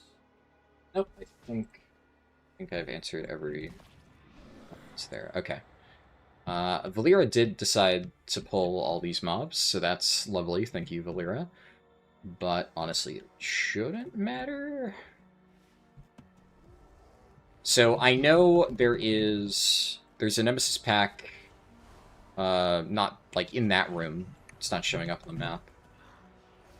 But I'll have to swing by and get that. But there's also one down here that I need to get.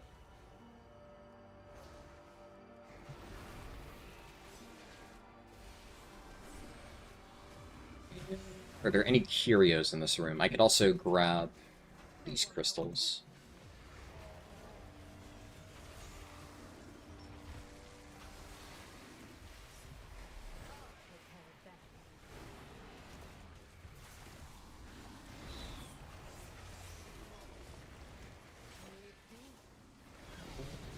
I'll use my wilds here.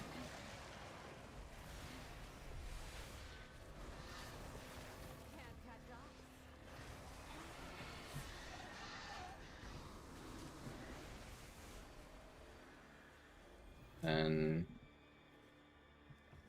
what else do I need? I don't know why. Oh, Brambles probably pulled that. Yeah, so if I just hold W, I kill that remaining Nemesis pack, which, yeah, over there. And then I can go straight to the final boss. And then I have 15-ish minutes? I guess it'll probably, by the time I'm done with the delve, it'll be closer to 10 minutes left. Can I get any delves done in 10 minutes? Out of the current 2. What do we have? It's, Totem Annihilation and Dastardly Rotstock. Dastardly Rotstock is definitely... That is not a 10-minute delve. Totem Annihilation, if I'm fast... There's also... Like, I think one of the things that in that delve usually takes me the longest is it's very large, so finding the Nemesis packs, if they spawn in, like, polar opposite corners, can be a little bit annoying.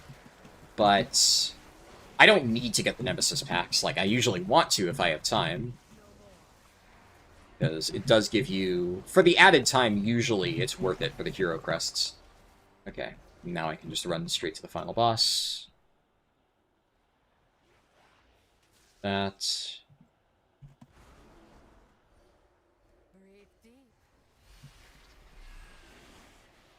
I think somehow Valera is, like, about to die. I don't understand what is killing her.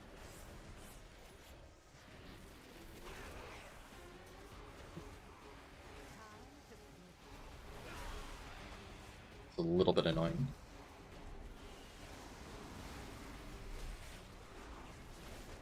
Because...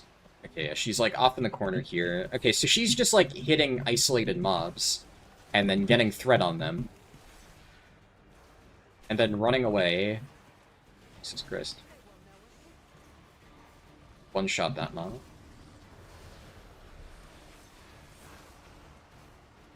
She's definitely bugging out a little bit, which is annoying. Okay, thank God.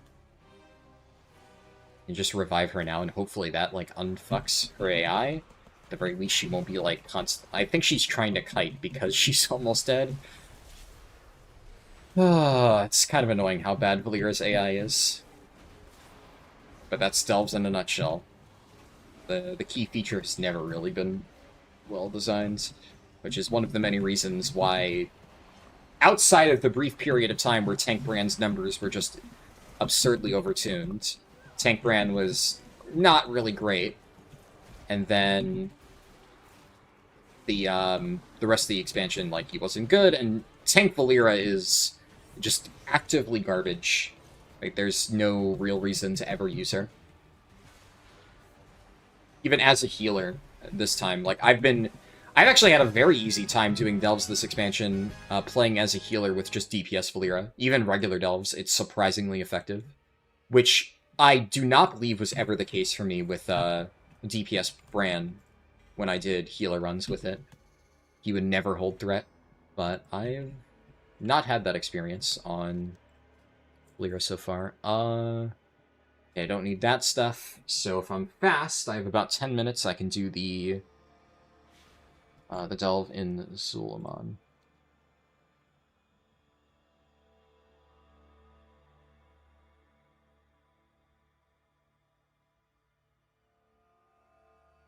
And, alright, that's not super far.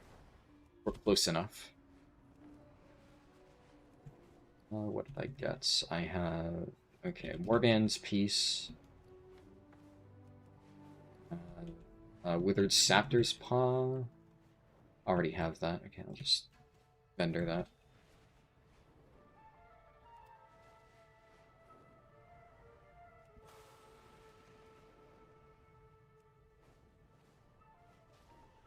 Okay, and if I manage to get this done in time, this will be all 4 of my Myth Crest delves on my Druid, which would be quite good. I did not think that I'd be able to get this done in time, so it is quite fortunate that my raid ended as early as it did. The one night we actually played really well in Lura. But it's gonna be close. So, okay, for... I see 1 Nemesis pack. And try and get this totem. Okay, that's actually quite good. Means I don't need to stick around here and kill mobs in the area.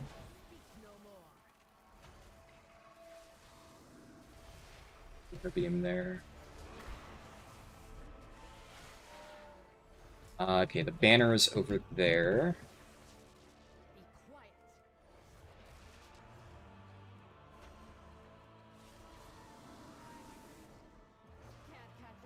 Open beam.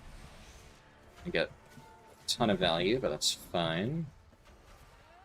Nice, it didn't summon the elite.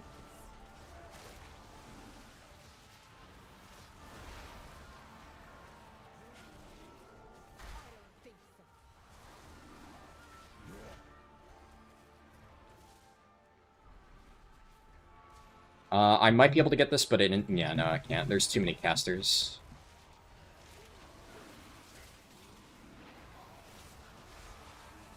Need to clump them up and just let Valera go to town.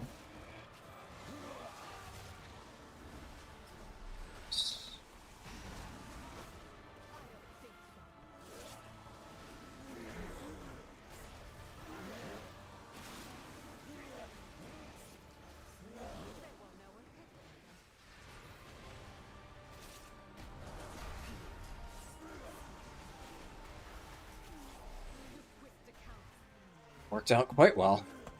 I also, yeah, I got the entire Nemesis pack. That, can get this totem. Not even gonna stop and loot. I will get this curio. Where are the Nemesis packs? That's what I need to look for now. They are, okay, 1 is up top at the terrace where the final boss is. I'm not seeing any of the other ones, which means they're probably both behind the big temple, which honestly is fine. If they're both close together back there, then I can easily round them all up. This is for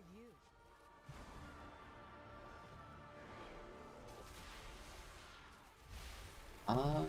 Yeah, I still don't even see them. So they must be at the furthest possible spawn points back there. But if both of them are back there, then yeah, that works. Okay, we get some Misled Curiosity. Got another Curiosity here. No Beacon of Hope. Drums. Did I cancel? No, I got the buff. Okay. I need... my mask debuff is about to fall off. I'm gonna refresh that. The damage buff from the mask is actually quite significant. And there's no elite mobs here, so we can very easily just do this, and I'll just make sure Moonfire's ticking away on them.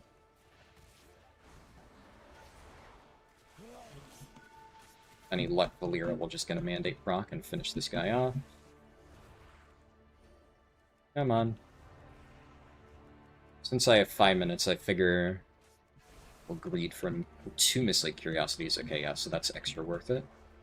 Come on, okay, yeah, that was a little bit slow to kill that one elite.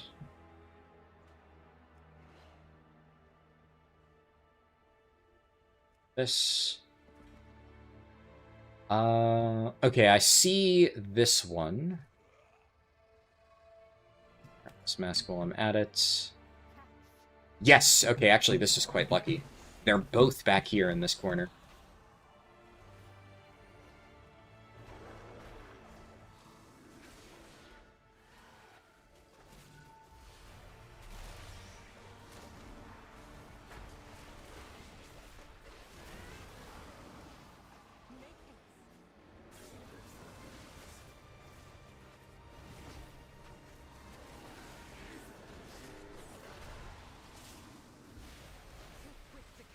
Stack them all up.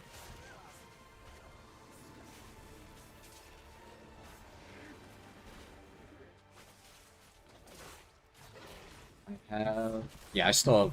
okay, yeah, 5 minutes. More than enough time. Nice. Well, that worked out. As long as I don't die to the final boss, which is one of the easiest all bosses. Which I don't think I have ever died to, and if I do, it's not going to be as a bear. I think we're good.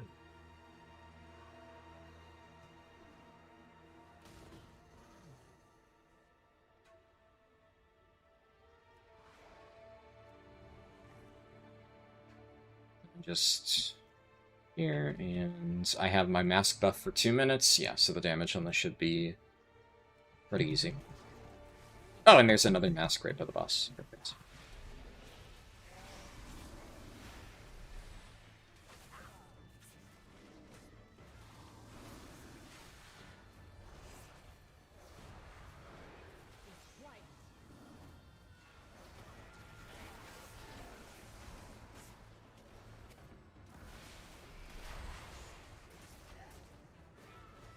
There is 1 Mislead Curiosity there that I can grab.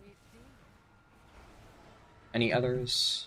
The nice thing is, after the delve ends, I already get credit, so I can pick up as many nearby Mislead Curiosities as I want. There is another one up there. Let's go grab that.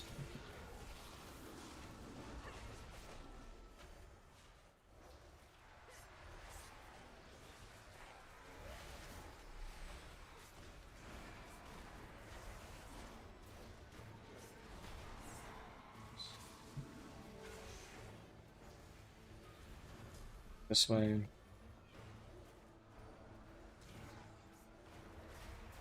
Valera definitely... this is one of the... yeah. worst damage Valeras I've ever seen. And...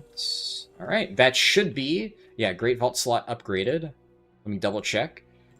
The reset has not happened. Not for another minute or two. We have 2 slots. Nice. Alright, my druid is still missing quite a few pieces, so that I already have. So there are, in theory, a few upgrades I could actually get. And the nice thing is, even though my druid hasn't gotten super lucky on gear, I have played it long enough to get multiple vaults, so I actually don't need to take sockets or bonus rolls. I already have that covered. So, let me just double check. Yeah, no tertiaries or whatever on that. So we are good to go. And then I'm just going to grab these curiosities. On the off chance we get a beacon.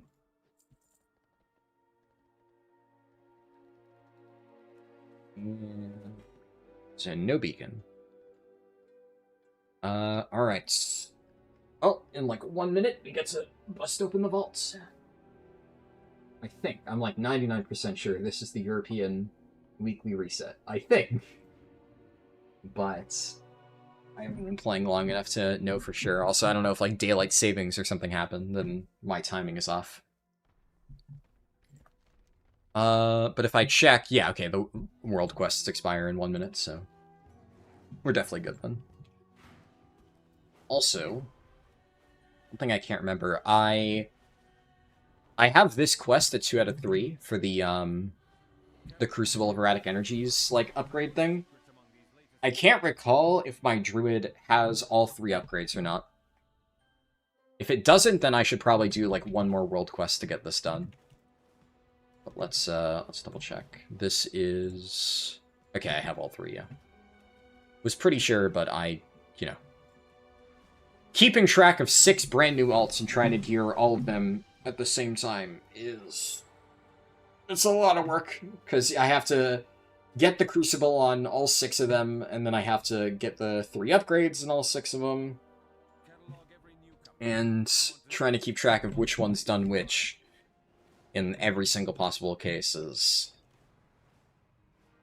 This is why, honestly, I mean, normally I had a spreadsheet that I used throughout, all of Season 1. Well, really, I used it more and more within. The problem is, it's gotten to a point where keeping track of everything on my spreadsheet has taken so much time that I can't even justify the amount of time required to, like, do that anymore. I think probably I'll keep track of that, at the start of Season 2 for my main characters, but for alts, it's gotten to be too much. Okay, I mean, sure. So we have the Delves thing, but then we also have, Time Walking Week on top of that. There's actually also Pet Battle Week. There's 3 weekly stuff right now at the same time. That is wild.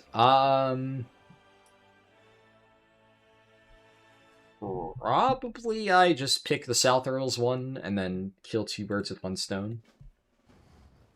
Normally, like, if all of the options on that weekly quest are shit, I've just started skipping it. I don't actually need to do it at this point for most of my alts, but it's, I mean, it's good gold, so if it takes, like, barely any time to do, then may as well. And it also gives veteran crests, which I can then convert up into champion crests. And right now, I have 0 champion crests. So getting like, the veteran crests from that box is, like, 1 upgrade's worth of champion crests, which, if it takes, like, 2 minutes to do, which in the case of South Rolls is probably going to be the case, then may as well.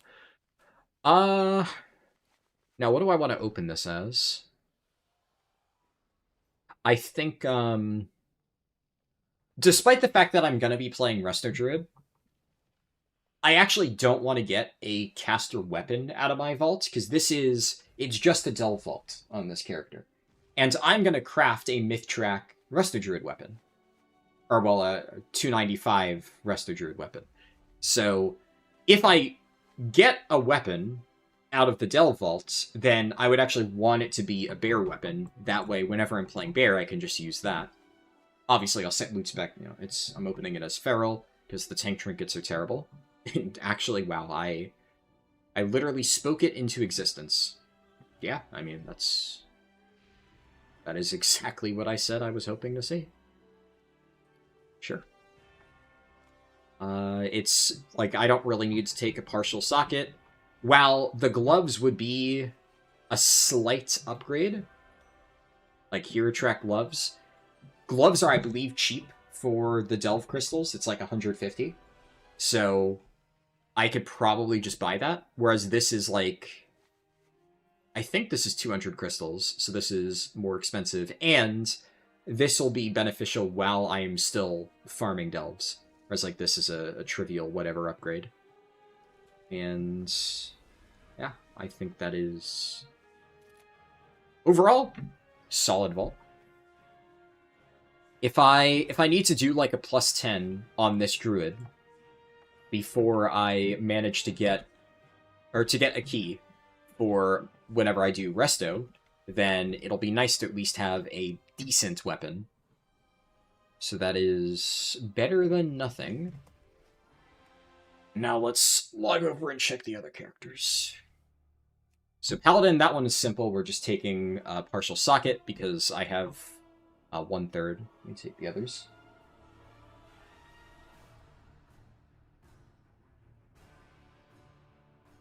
Long loading screen.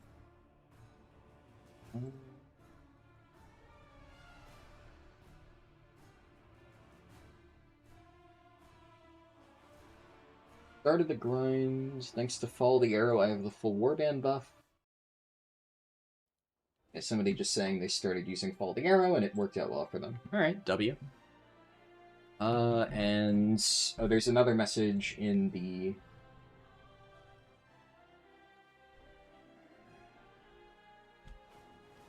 okay, somebody in the add-on feedback channel mentioned that Reshi wraps should be included in the guide. Right, yeah, no, I'm always taking this.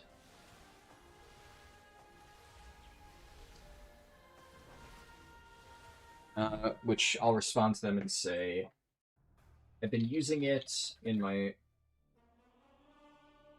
speedruns, but the reality of the tricky thing with Reshi wraps is that it's only available for people who actively played last expansion, which probably represents a small number of the add-on users, since it's targeted players. I don't want to potentially add a note there which confuses them. They have no idea what item is. It wouldn't be worth it for them to unlock it.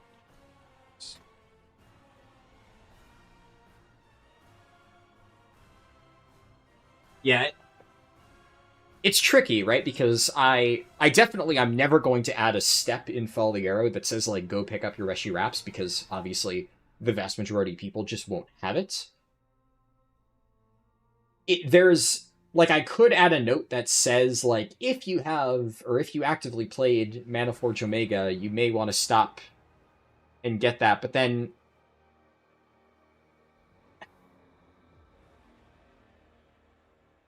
if I do that, it's also... so the issue that I have with stuff like that is the best time to get your Reshi wraps is literally immediately. The moment you start leveling your character. So a note like that would have to go pretty much right at the start of the guide.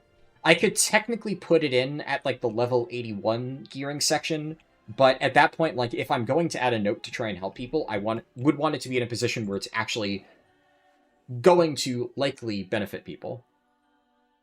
And... interesting. That,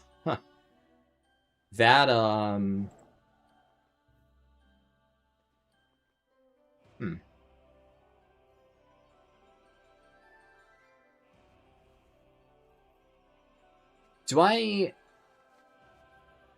okay, so that's a little bit awkward, because I don't have another agility one-hander.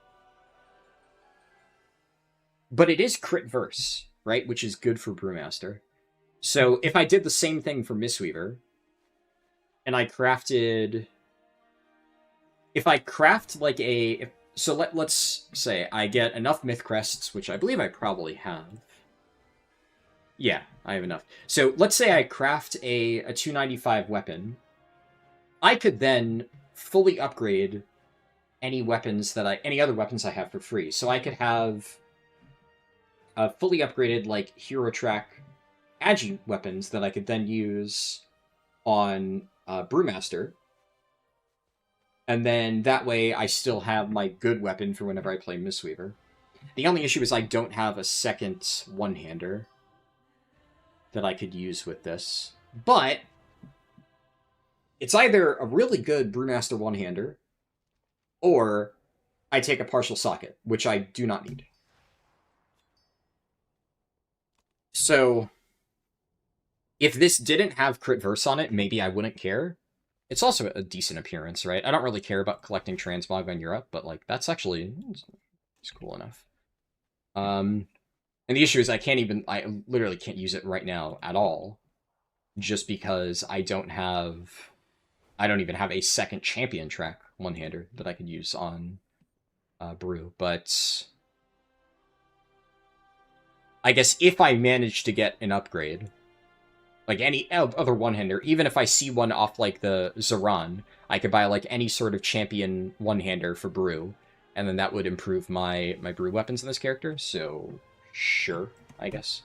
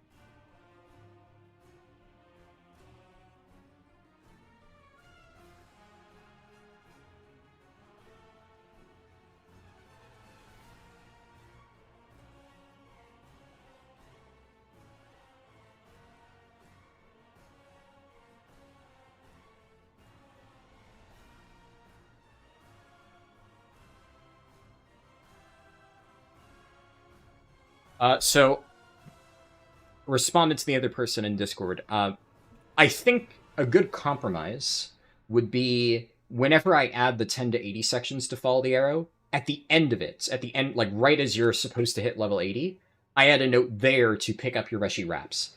That way, if you're just getting done with that guide, then it's like before you head into midnight, this is something you may want to do. That way, it accomplishes the goal of giving somebody the information that they need around the time they need it without putting it really early in a guide, because if somebody is only doing the guide from 80 to 90 and it's their first experience, they're a new player, and they've just downloaded the add-on, and the first thing they see is, get the super fancy item that you don't have access to, my concern would be somebody sees that and goes, oh, this guide isn't meant for me, this guide is for, like, you know, super elitist speedrunner players, and then they're just gonna quit. They're going to uninstall the guide and never return, right? That is the fear.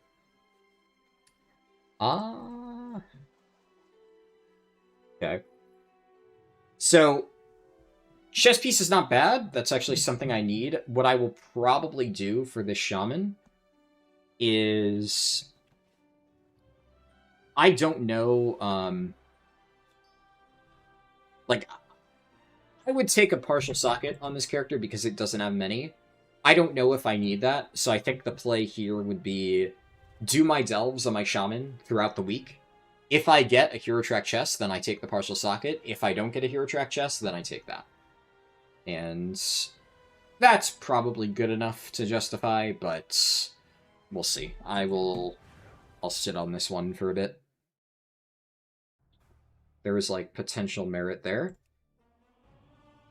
Priest, this one is, I take a socket, or, well, I take a bonus roll, I guess, because I don't need a socket. Unless I get a decent hero track ring, which is possible.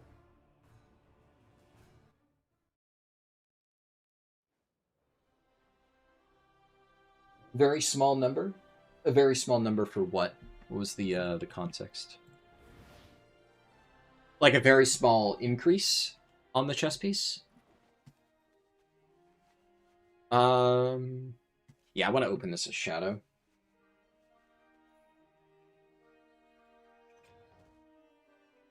I probably don't take any of this. I'll at least look it over. Like maybe if one of those had Leech. This has Leech, but obviously that's a weapon slot. Alright, yeah, we take this. And in fact, I don't need... I mean, I could take a socket, right? Like, do I need bonus rolls at this point? On this character? Do I need 3 sockets? I'll just take a bonus roll.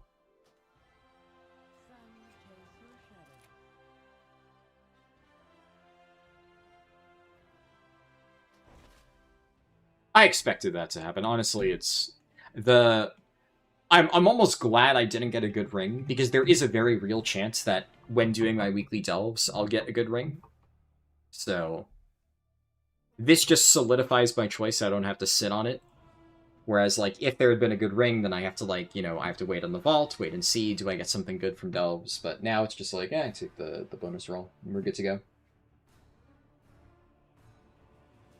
Alright. And then the final vault, the most interesting vault, presumably, because this is the only one where I have a dungeon slot. So there is a good chance that I actually get something here that is an upgrade. There are a lot of possibilities. Now, the real question here, I actually do need to consider what I open this as, because I am still using Crucible. And if I open up QE Live, or Prez, I know that a lot of the really good trinkets are from Raid. Shit, where is... Prez Evoker, trinkets, okay. Yeah, so obviously, like, Gaze of the Allenseer, Locust Walker's Ribbon, Rotmire Trinket, Veilgore's... There is honestly a case to be made of, like, Crucible is just better than really any of the dungeon trinkets. I think, from what I'm seeing, I would probably use... Let me look at logs, too. What are actual Prez Evokers playing on... Let's look at a fight like Lura. For healing actually matters. Healers... Preservation... Okay, almost every single Prez Evoker is playing one of those aforementioned raid trinkets. There are a handful of people playing Emerald Coach's Whistle, and also a few people playing Heart of Winds. It's not common, but there are some people running that. But there are no people playing Crucible of Erratic Energies. So I think it's fair to say, if I got either one of those trinkets, also, like, there's just a raw item level component. Like, the difference between Crucible, early on in the season, obviously this was better than, like, a 276, but now even a Hero Track trinket is 285. But if I get something in one of those vault slots, it would be 295, or 298, actually, because of the Void Core thing. So a 298 of either one of those trinkets would almost certainly be better than Crucible. And so I should probably open this up as Preservation, because, well, I would probably rather have just, like, item level in a different slot, like a tier slot. Like that. Yeah, like that. That's a good hit. I don't have... Let me double check I didn't, like, bonus roll that and forget. No. Oh, this is, I think, what I got off one of my bonus rolls. Oh, yeah, I also got a belt... Yeah, so I had some bonus rolls that, like, kind of missed, but that's pretty good. And that's, it already comes, I don't even need to use... Actually, I have a few catalyst charges if I needed to, but in this case, I don't even need to. So that works out quite well. Alright, one vault slot, but we got an upgrade. Before I forget, I am going to... What did I get? Also, Skyreach, okay. No Mysara quite yet. I'm going to buy Mark of the World Soul. Just because otherwise I know for a fact I won't forget. World Soul here. And I also need to upgrade it to 276. Now the other question is, I have 77 Myth Crests. Now, I don't actually think I have enough to fully upgrade this chest, and right now I only have one crafted item, my cloak, right? And ideally, I think next I probably craft either bracers or boots. I think since I have really good boots that I happen to bonus roll, I probably craft bracers. They're also a slightly lower value slot. So that's probably my priority now. And I can do that. I just do 1 plus 11, and I have enough Myth Crests to do that. Whereas otherwise, I would be wasting an embellishment. But we can get this upgraded for free. And there we go. So that is my Evoker setup. I'll probably, same thing I did last week, at some point I'll do a key on this character. I probably will stream that. The only reason I didn't stream the key I did on this character this past week is because, obviously, my schedule's been a little bit fucked. I would have done that alongside Discreased Keystone Hero, but obviously that got pushed back anyway. But it took all of 30 minutes to get a key done on my Evoker, so I figured, yeah, may as well. Just, throw that in there, but I'm not going to do a 30-minute stream just to showcase that. But yeah, good day, I guess. I kind of needed things to go decently well today because I am... Oh yeah, this was the cloak I was talking about. Actually, ooh, crit verse, which is pretty good for Resto Shaman. I probably will use that on my Shaman then. In fact, before I forget, let me go do that. But yeah, considering I'm a little bit behind schedule because of the whole, like, you know, losing power for 48 hours thing, like, that was rough. Just is what it is. But having one of our Reclears at least be pretty fast, I got a good amount of stuff done on my European healers, and they got overall pretty good vaults. This sets me up nicely going into this coming week, but it's gonna be a pretty fucking busy week. My number one priority, like I said, is I need to get the Alliance 10 to 80 route, at least like a work-in-progress version of it, for people to test done. So I will try my best to do that. There we go. I think what I will probably do is I'm going to get as much done as I can by, like, Friday or something. And then I'll upload that to Patreon, however many zones I have finished. People will be able to test that, and then whatever I don't manage to get done this week, I just, do next week, right? But I'm already a little bit behind on that compared to what I wanted to do, because I want to have that in the add-on. The plan was mid-July, right? That was the initial plan. At this point, it probably won't be done until here, and then I still have to do the Horde routes. There will be some overlap between the Horde and Alliance routes, especially like the WAD sections, but we'll see. And what I will probably do is, long-term, I want to add bonus zones. Like, I will probably add Western and Eastern Plaguelands as, like, an extra zone for, like, if, God forbid somebody fucks up, falls short, or something like that. How are they going to make up the difference?